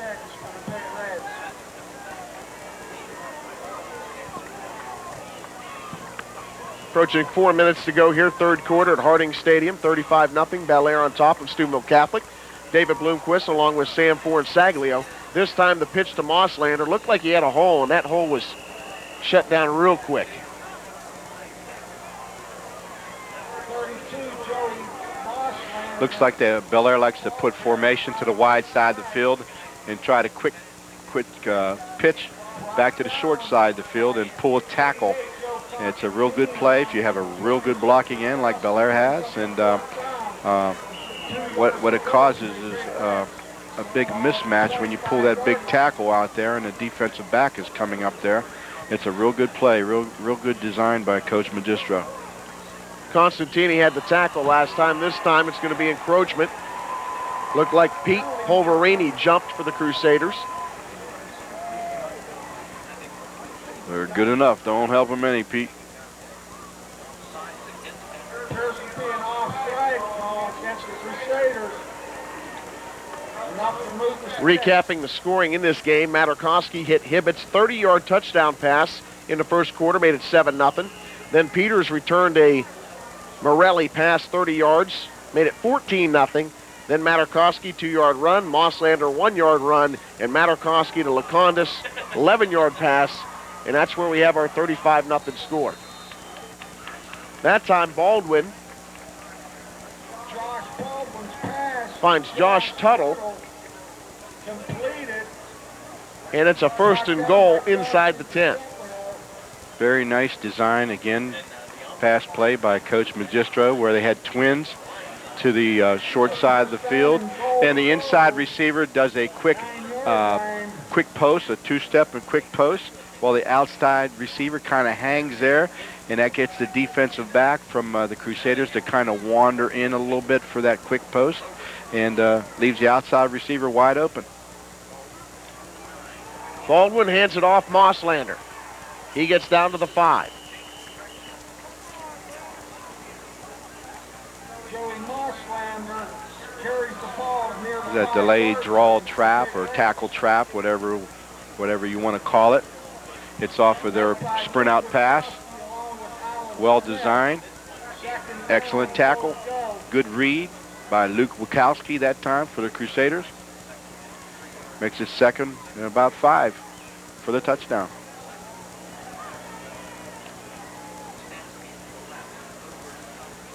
Baldwin under center. And the Crusaders just jumped again. That time, again, Pete Polverini. Getting a little too antsy, and he's going to come off the field, and I'm sure going to be hearing something on the sidelines. And he is. When you coach defensive linemen, you have to tell them they don't have ears. They go by movement. They go by the movement of the offensive lineman. Because if they don't, the quarterback will be able to draw the defensive lineman offside. And it takes a lot of discipline to bobble that snap. 2nd down and goal. Baldwin went to the corner of the end zone, and it's incomplete. Josh Baldwin's pass to the corner of the end zone falls incomplete. He was out there looking for Josh Tuttle, and it's 3rd down and goal from the 2. Josh bobbles this a little bit. Good coverage by the Crusaders. As I mentioned, get up and smother the outside receivers and let them throw that fade. That was another fade in the corner of the end zone. Very difficult to complete on any level. Tony Zarini on the coverage for the Crusaders.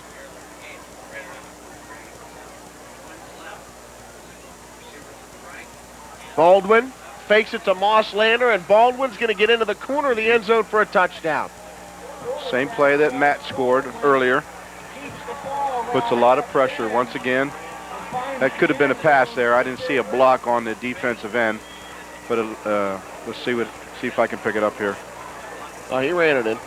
Yeah, I know he ran it in, but I was trying to see if it was a pass or a run. Ah, I see. An on purpose run. I was going to tell you to kick your seeing-eye dog if you thought he threw it. But no, I was just trying to see if the fullback blocked the end or if the fullback went out for a pass. I think he went out for a pass. And there's Homer again, kicking another one in the river. And Homer has lost 4 footballs tonight. Let's see, at $50 a football. Yeah. He's 6 for 6. I think that's why Bellaire throws in an old football every time they score. So. You think that's what it is? No, I know why they do it. An old football is easier to kick.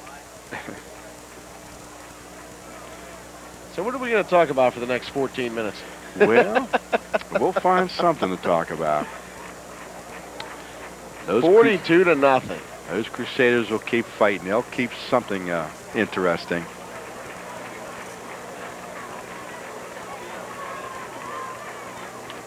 Great pride. I come from Steubenville Central. Very proud of that fact. School has done a lot for me personally, and I have a great deal of emotion watching my best friend, one of my best friends down on the sideline, Richard Suckosh.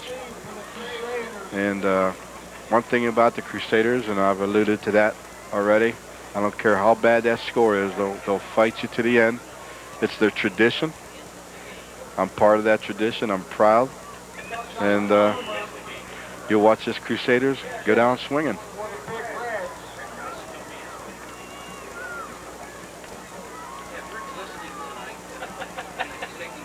Homer's getting ready to kick it off. There's that low line drive now. It is a low line drive, fumbled around at the 5-yard line. Gary finally picks it up, and he makes it out to the 10. And that is it. Justin Gary returns the ball off to near the 10-yard line. You know, coming into this football game, as far as passing went, Materkoski was leading the Ohio Valley. 998 yards, 11 TDs. Of course, he has since added to that. 1 interception. 71 of 133. Behind him was Bruni from Ferry, Ryan from JM, who's an incredible athlete. Then it was Patterson, Moore from Edison. Kimo from St. Clairsville. You had that game last night. He did not start. He has been under the weather, I hear. Yes. They have an outstanding sophomore quarterback arriving on the scene, Adam Quirk. Adam Quirk, pay attention to that name. He's going to be outstanding. What a game he played last night in his first shot. Morelli for Steubenville Catholic, as far as small schools go, came into this game third in the Ohio Valley in passing. 594, 4 TDs, 2 interceptions. Edwards from Wheeling Central was leading. Then you have Connor from River, then Morelli. Then Nett from Toronto, who had an incredible game last night. He only had 8 attempts, completed 6 of them for 202 yards and 3 touchdowns. You don't get much better than that. And one of those was dropped in the end zone, which would have been his 4th touchdown. He would have only missed on 1 pass. Defensively for Bellaire. What Woody Hayes used to say, 3 things can happen when the ball's thrown, and 2 of them are bad. As far as receiving goes, Potenzini is 3rd in the Ohio Valley, behind Isley of River and Kent from Wheeling Central. Morelli trying to find somebody, There he is. and he does. Speak of Potenzini. See that? Was that not perfect timing or what? I That knew sure that was was. going to happen. I knew it. That's the pass they had success earlier, where they run everybody off and they bring Potenzini behind the linebackers and in front of the defensive back. And Jason had time to throw this time, and he threw a rocket. He throws that ball hard. Boom. Good catch by Potenzini. Nice run after that. First down, Crusaders. You know, as far as Ohio Valley leaders, we've been talking about Justin Homer kicking the football. He came in 4th in the Ohio Valley in kicking. Only one person has more field goals than he does, and he only has 2, and that's Coleman of Wheeling Park. Morelli looking deep down the field, almost picked off. That time the receiver did a great job by turning into a defensive back. That was a And great. that was Potenzini again. Yeah, that was a great play by Christian Fields for Bellaire. He was beat, and instead of just watching the quarterback, he just turned and ran as fast as he could for the outside and almost intercepts us. As a matter of fact, Potenzini had to turn to be the defensive man and actually did a real nice job of coming back and stripping Fields. See some future Crusader cheerleaders on hand here. Inside handoff, and the big guy is running hard. There's them Justin Crusaders. Geary. First down. I told you they wouldn't quit. I know my Crusaders. Here they come. Justin Geary, every time he's gotten the football, he's run hard. Jason's a real good football player. Crusader line opening up a real nice hole there. Clock is ticking. There's going to be possibly one more play. Now they're just going to let it run out.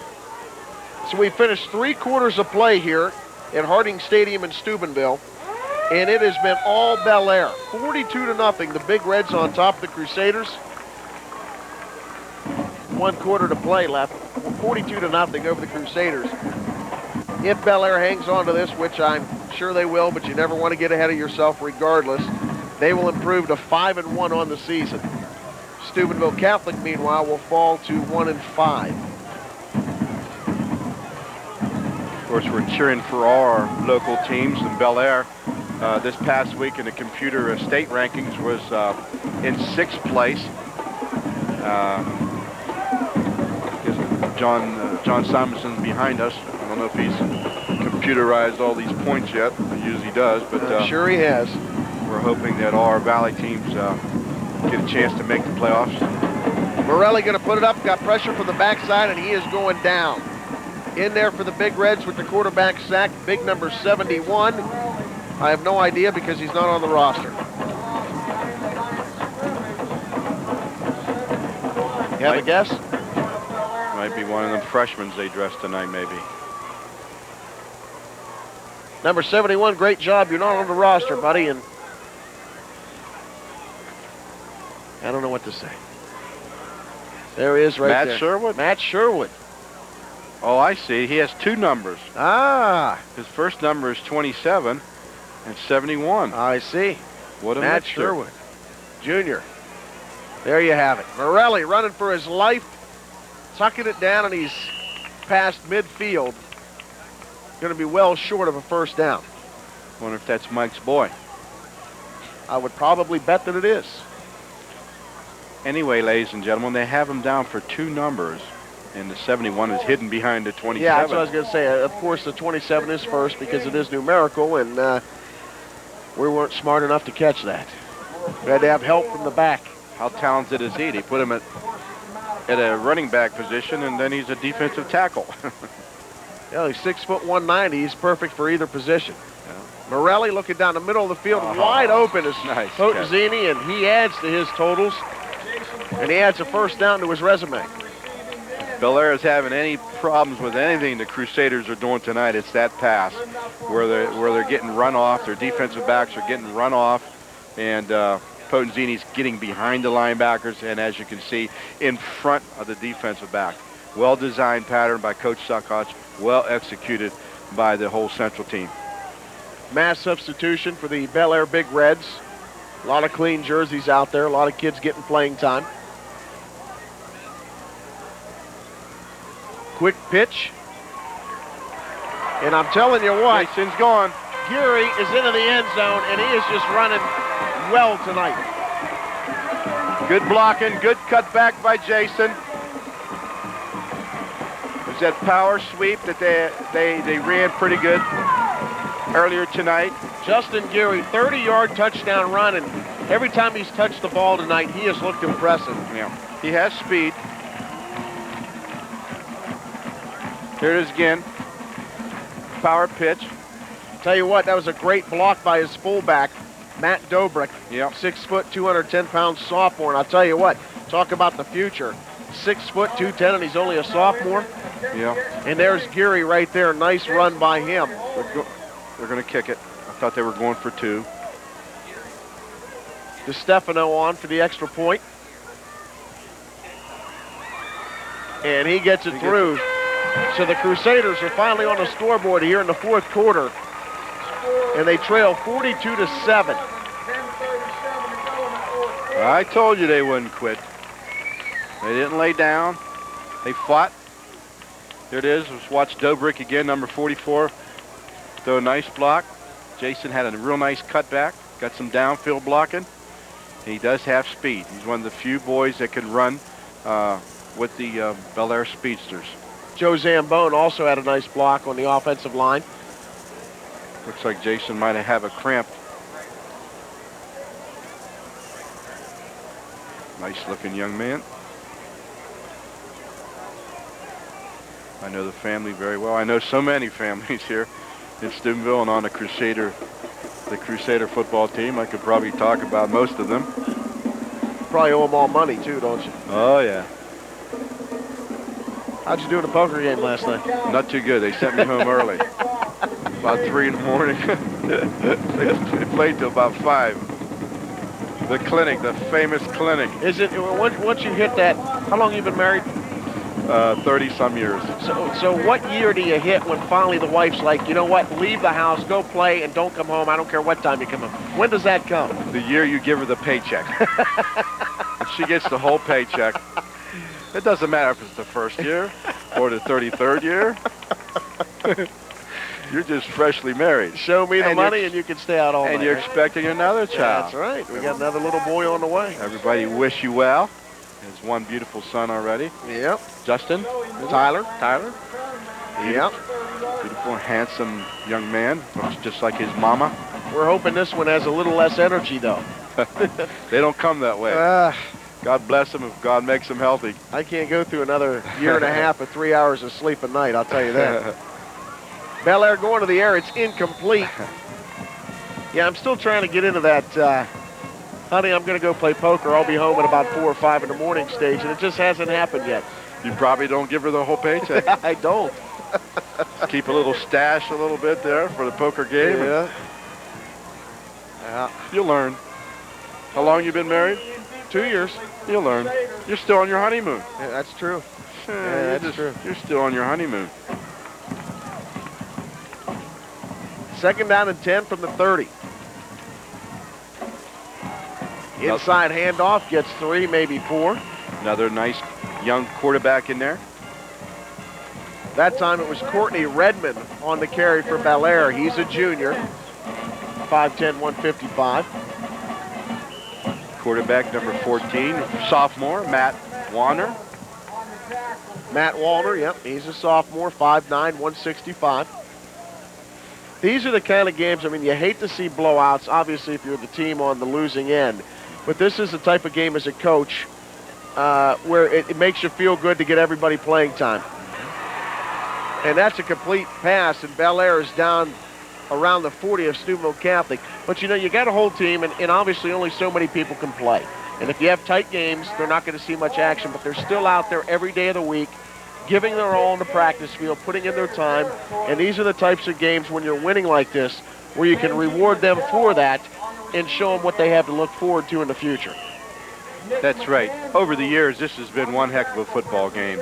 And it's not to say that Bellaire is so far advanced than Steubenville Central, but I always like to get at least one game on the schedule where you think that you're going to win, where you could, you know, get the boys in like you said.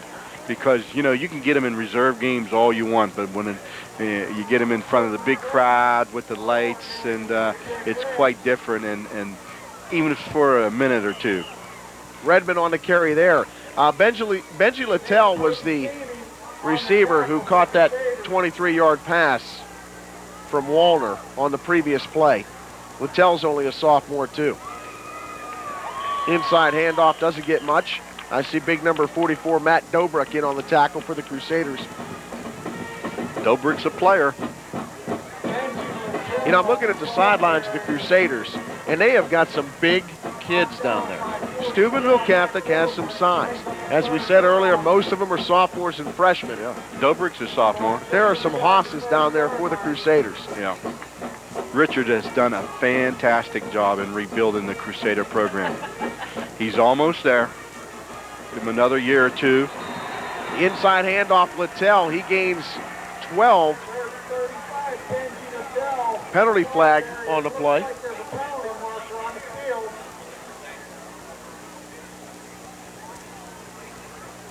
Number 43 on the tackle for the Crusaders, Joe Calais. Waiting on the signal.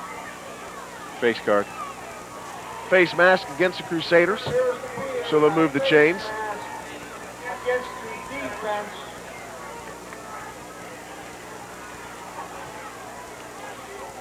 Nice running there by Littell, dragging 4 people while he churned out a couple extra yards. Once again, next week, Bellaire will host Union Local, and Steubenville Catholic will be on the road against Wheeling Central. Nice play there made by Dan Strecka. Dan's a senior, number 53. Good play, Danny. Bellaire tried to come back with that delayed draw trap look. One of their favorite plays.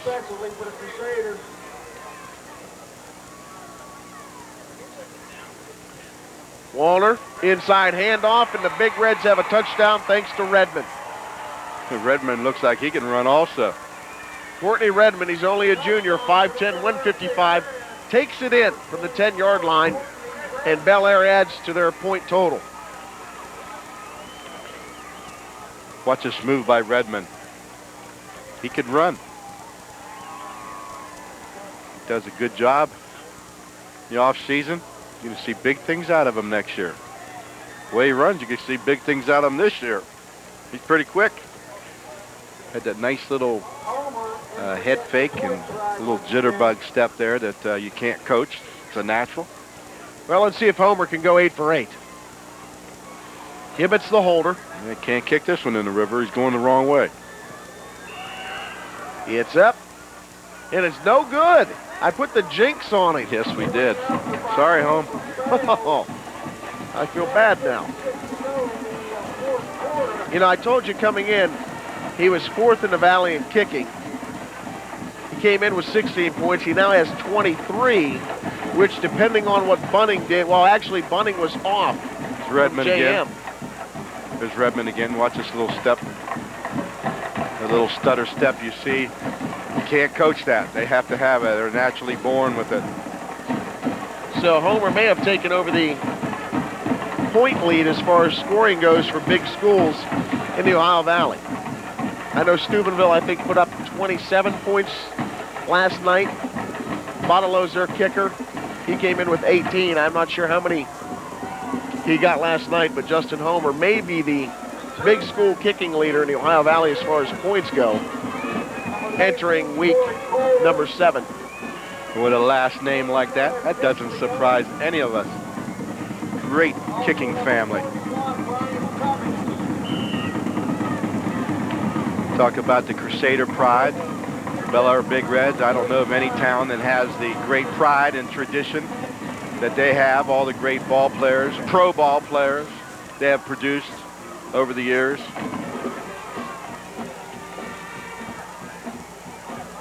Steubenville Catholic takes it to 16. A lot of dancing going around and a face mask penalty coming. Ryan Cummings. Looked like somebody reached in there and was trying to pluck a nose hair. I mean, they got a fistful. Ryan Cummings just didn't want to fall. He insisted on getting free. Watch this. Step, move. Watch, it's coming in right here. Hey, buddy, you've got something on your something on your nose here. Let me get it for you. Hey, hold on. Oh, is that your eye? I'm sorry. Great move, Ryan. Ryan showed us something there. Refuse to go down. That's a sign of a good back. Refuse to go down. Ryan, you look good there, buddy. Keep it up. 48-7, Bellaire on top. We've got 7:47 to go in this football game. Crusaders taking over on their own 43. Quick trap. Inside handoff on the trap. Big hole and a big gainer for number 23, Alan Smith. 5'10", 152-pound sophomore. Picks up 15 and a first down for the Crusaders. It was a quick trap. Allen showed some quickness there, too. Let's get the number of the trapper. 52. Excellent trap. Mike Morelli. Sophomore. Another sophomore.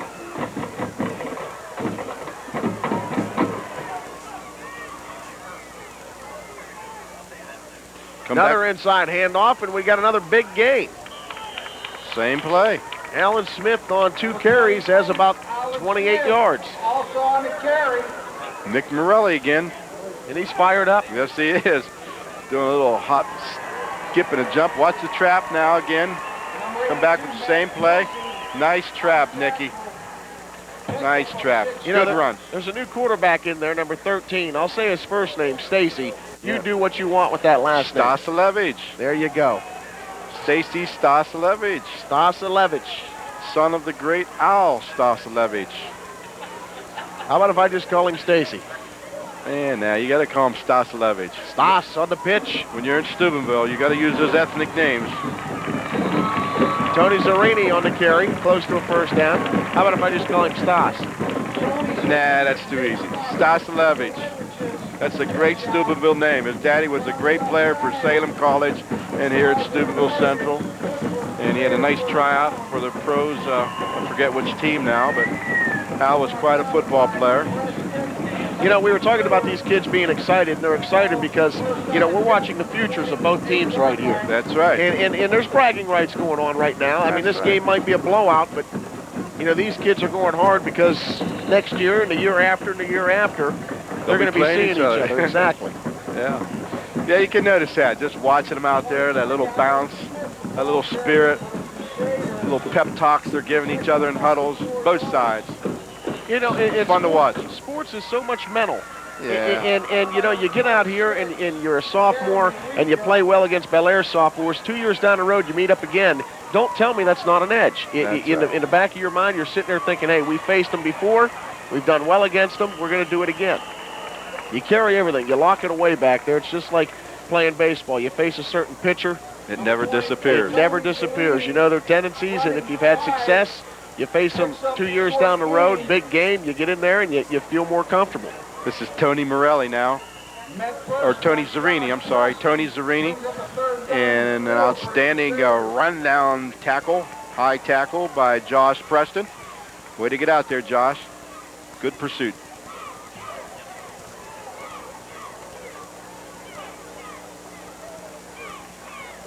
Inside again to Alan Smith. He's close to a first down.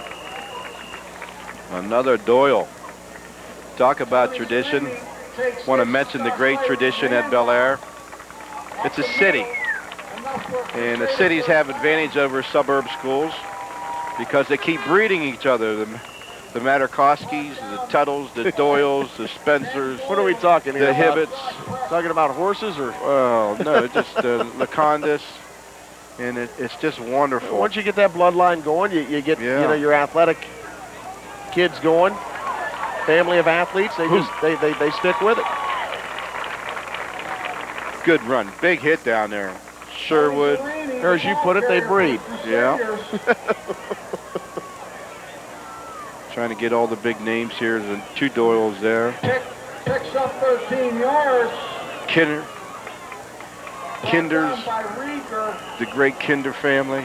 First and goal at the 4-yard line for Central. Great players, year in, year out at Bellaire High School. Crusaders looking to cash in for the second time tonight. They go back to Smith, and he gets a couple. Number 23, Alan Smith. 4:38 to go. Takes the carry up They're the still middle. game down there. They're still going at it. That's great. High school football is great. Jason LaRoche and Andy Freezer. Coach is still coaching on both sides of the field.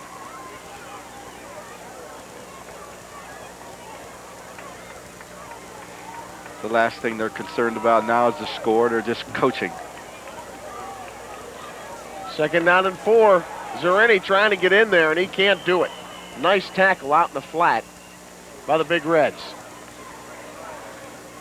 Tony Zerini has some speed. Sean Houston and also Matt Frizzy. Watch Houston and Frizzy. 2 sophomores out there wrapping him up. Brings up 3rd down and goal. Excellent team pursuit by Bellaire on that play. Here you see the score, 48-7. We have 4 minutes and 2 seconds to go. 3rd down and 2. Stosh under center. They go to Smith, and Smith powers his way in for a touchdown.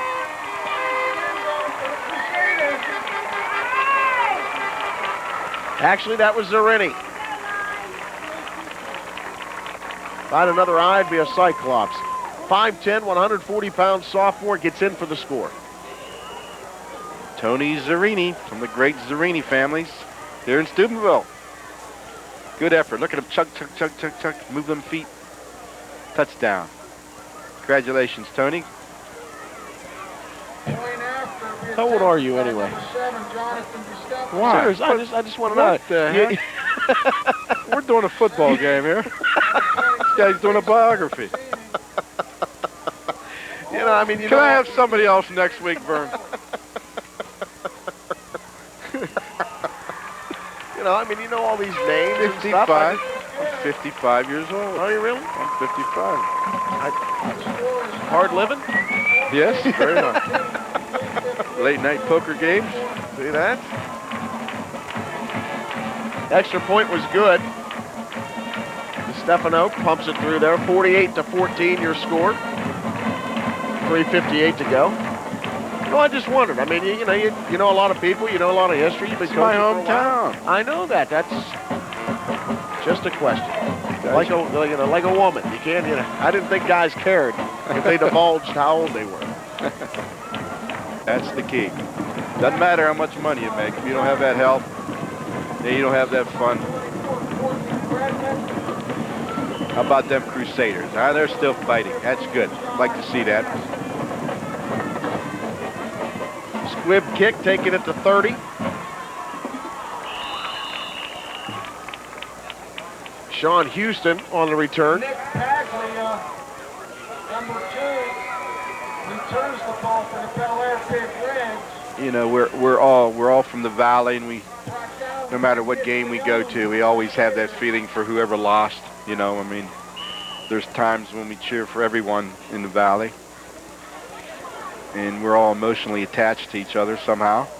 And you want to see the loser of this game or any other game leave there with a positive feeling, so they can go on and makes practice a little easier for them for next week.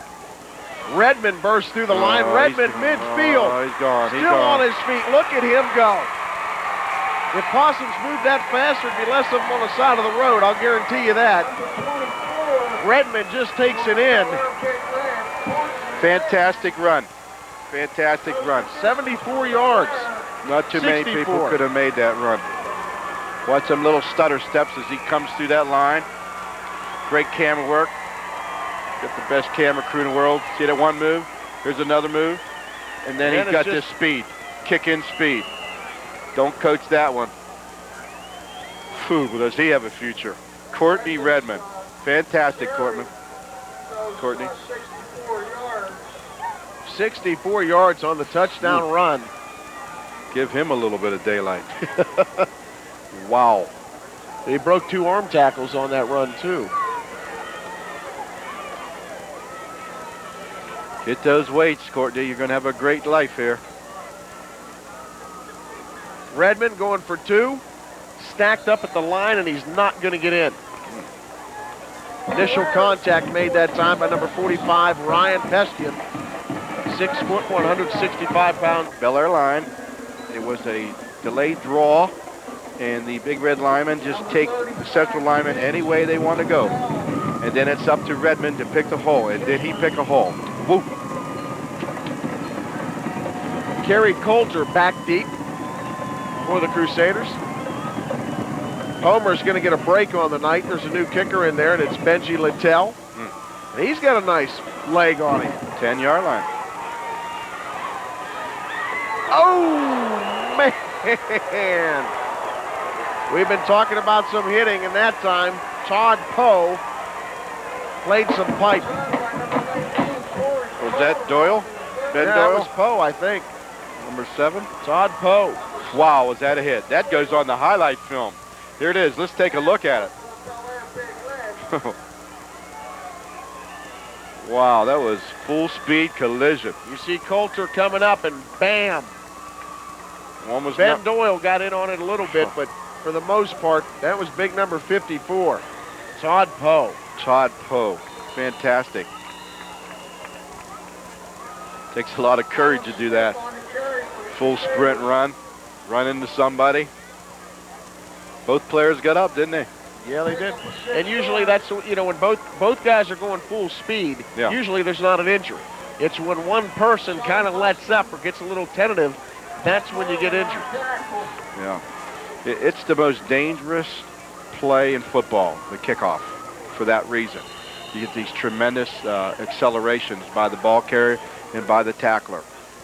And there's just no way to take that out of football. Well, you know, it's a 40-yard dead sprint, and pretty much until you get contact. So you have a 40-yard run at full speed, slamming into everybody. Yeah. They've taken that play out of junior high football for that, really? For that reason, yes. They don't have kickoffs. Inside handoff, you know, we were talking about Redmond. Zerini and Alan Smith, both sophomores, have been running very well for the Crusaders. Hard. Zerini hits that hole quick and full speed. Look at these offenses, boy. They're abusing these defenses, aren't they?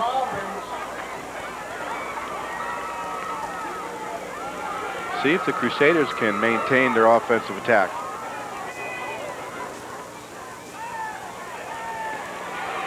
Stosh going to the air, trying, and he gets sacked back at the 30. By the other quarterback from the other side. Matt Maynor, number 14. Clint Robbins also got in there too. Big Matt's an outside linebacker, I think.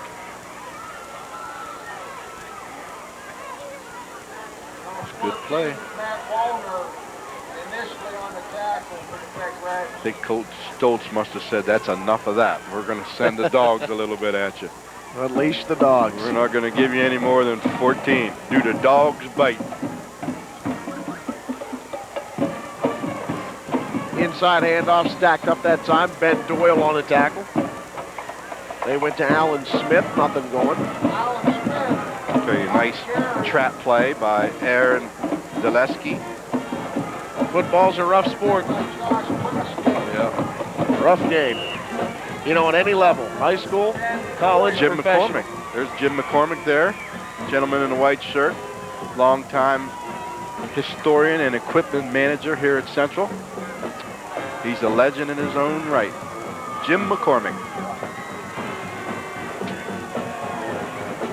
Roll out by the Crusaders. There's a man open. Wide open, and it's complete, but the receiver was 5 yards out of bounds. Stacy was a little bit off balance there. Very hard to roll to your left. You have to get your shoulders up the field. Watch Stacy's shoulders go towards the sideline. Very difficult. His momentum going towards the sideline. Very difficult to throw the ball downfield. You have to roll your shoulders up the field or just plant your back right foot when you're right-handed. You'll learn that through experience. Whoa. Almost a bad snap. Good save. And a nice bounce for the Crusaders, all the way down to the Bellaire 23. 42 seconds left to go in this football game. 54-14. Bellaire on top of the Crusaders. Big Reds will improve to 4-1. They host Union Local next week. Steubenville Catholic will fall to 1-5, and they will be at Wheeling Central. you're in bad shape if I correct you, buddy. Yeah. Big Red's just going to kneel on it, let this clock run down here at Harding Stadium. Keeper by the Bellaire Big Reds. If I have a minute here, I want to mention the fact that Coach Suckotch, my longtime friend and buddy, made the Memphis State Hall of Fame. He hasn't gotten any publicity here in the Valley for it. I hope some of the writers pick up on it. What an honor. He was captain of the football team down in Memphis, and they went undefeated that year. They beat a highly talented University of Mississippi team, which was ranked #1 in the country that year. Richard was the captain, and they finally honored him by inducting him into the Hall of Fame. And we want to congratulate Richard and his family, his beautiful wife, Patty, and his beautiful daughter, Lisa, and his handsome son, John. They deserve the accolade. Richard is quite a man. He's meant so much to me, and St. Anthony, the junior high parish where we came from, and Central, here at Central. He established a lot of traditions here at Central, and he's doing it again and bringing the Crusaders back. And they look like they'll be very tough in the future. There's your final score, 54-14.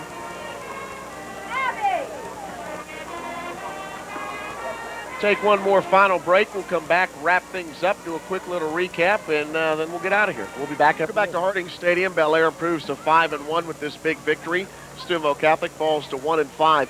Materkoski for Bellaire had 3 touchdowns in this game. Redmond had 2 touchdowns for the Bellaire Big Reds. Geary and Zerini score for Steubenville Catholic late in the fourth quarter.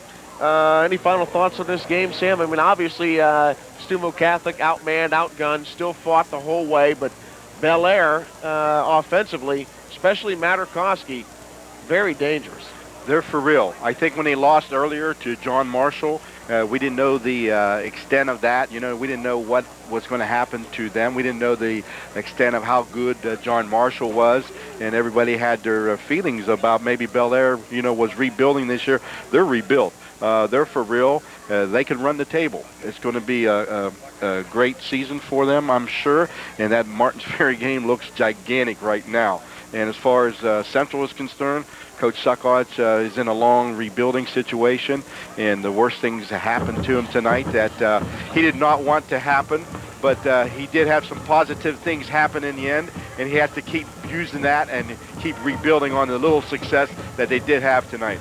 Bellaire came in ranked 6th in their division and region, and looking at their schedule, they're not getting a whole lot of help, and it all could come down to that final Martins Ferry game. Of course, the top 8 teams going to the postseason this year. But it's still not going to be that easy. Everyone says, oh, that's going to be easier getting into playoffs. Not true.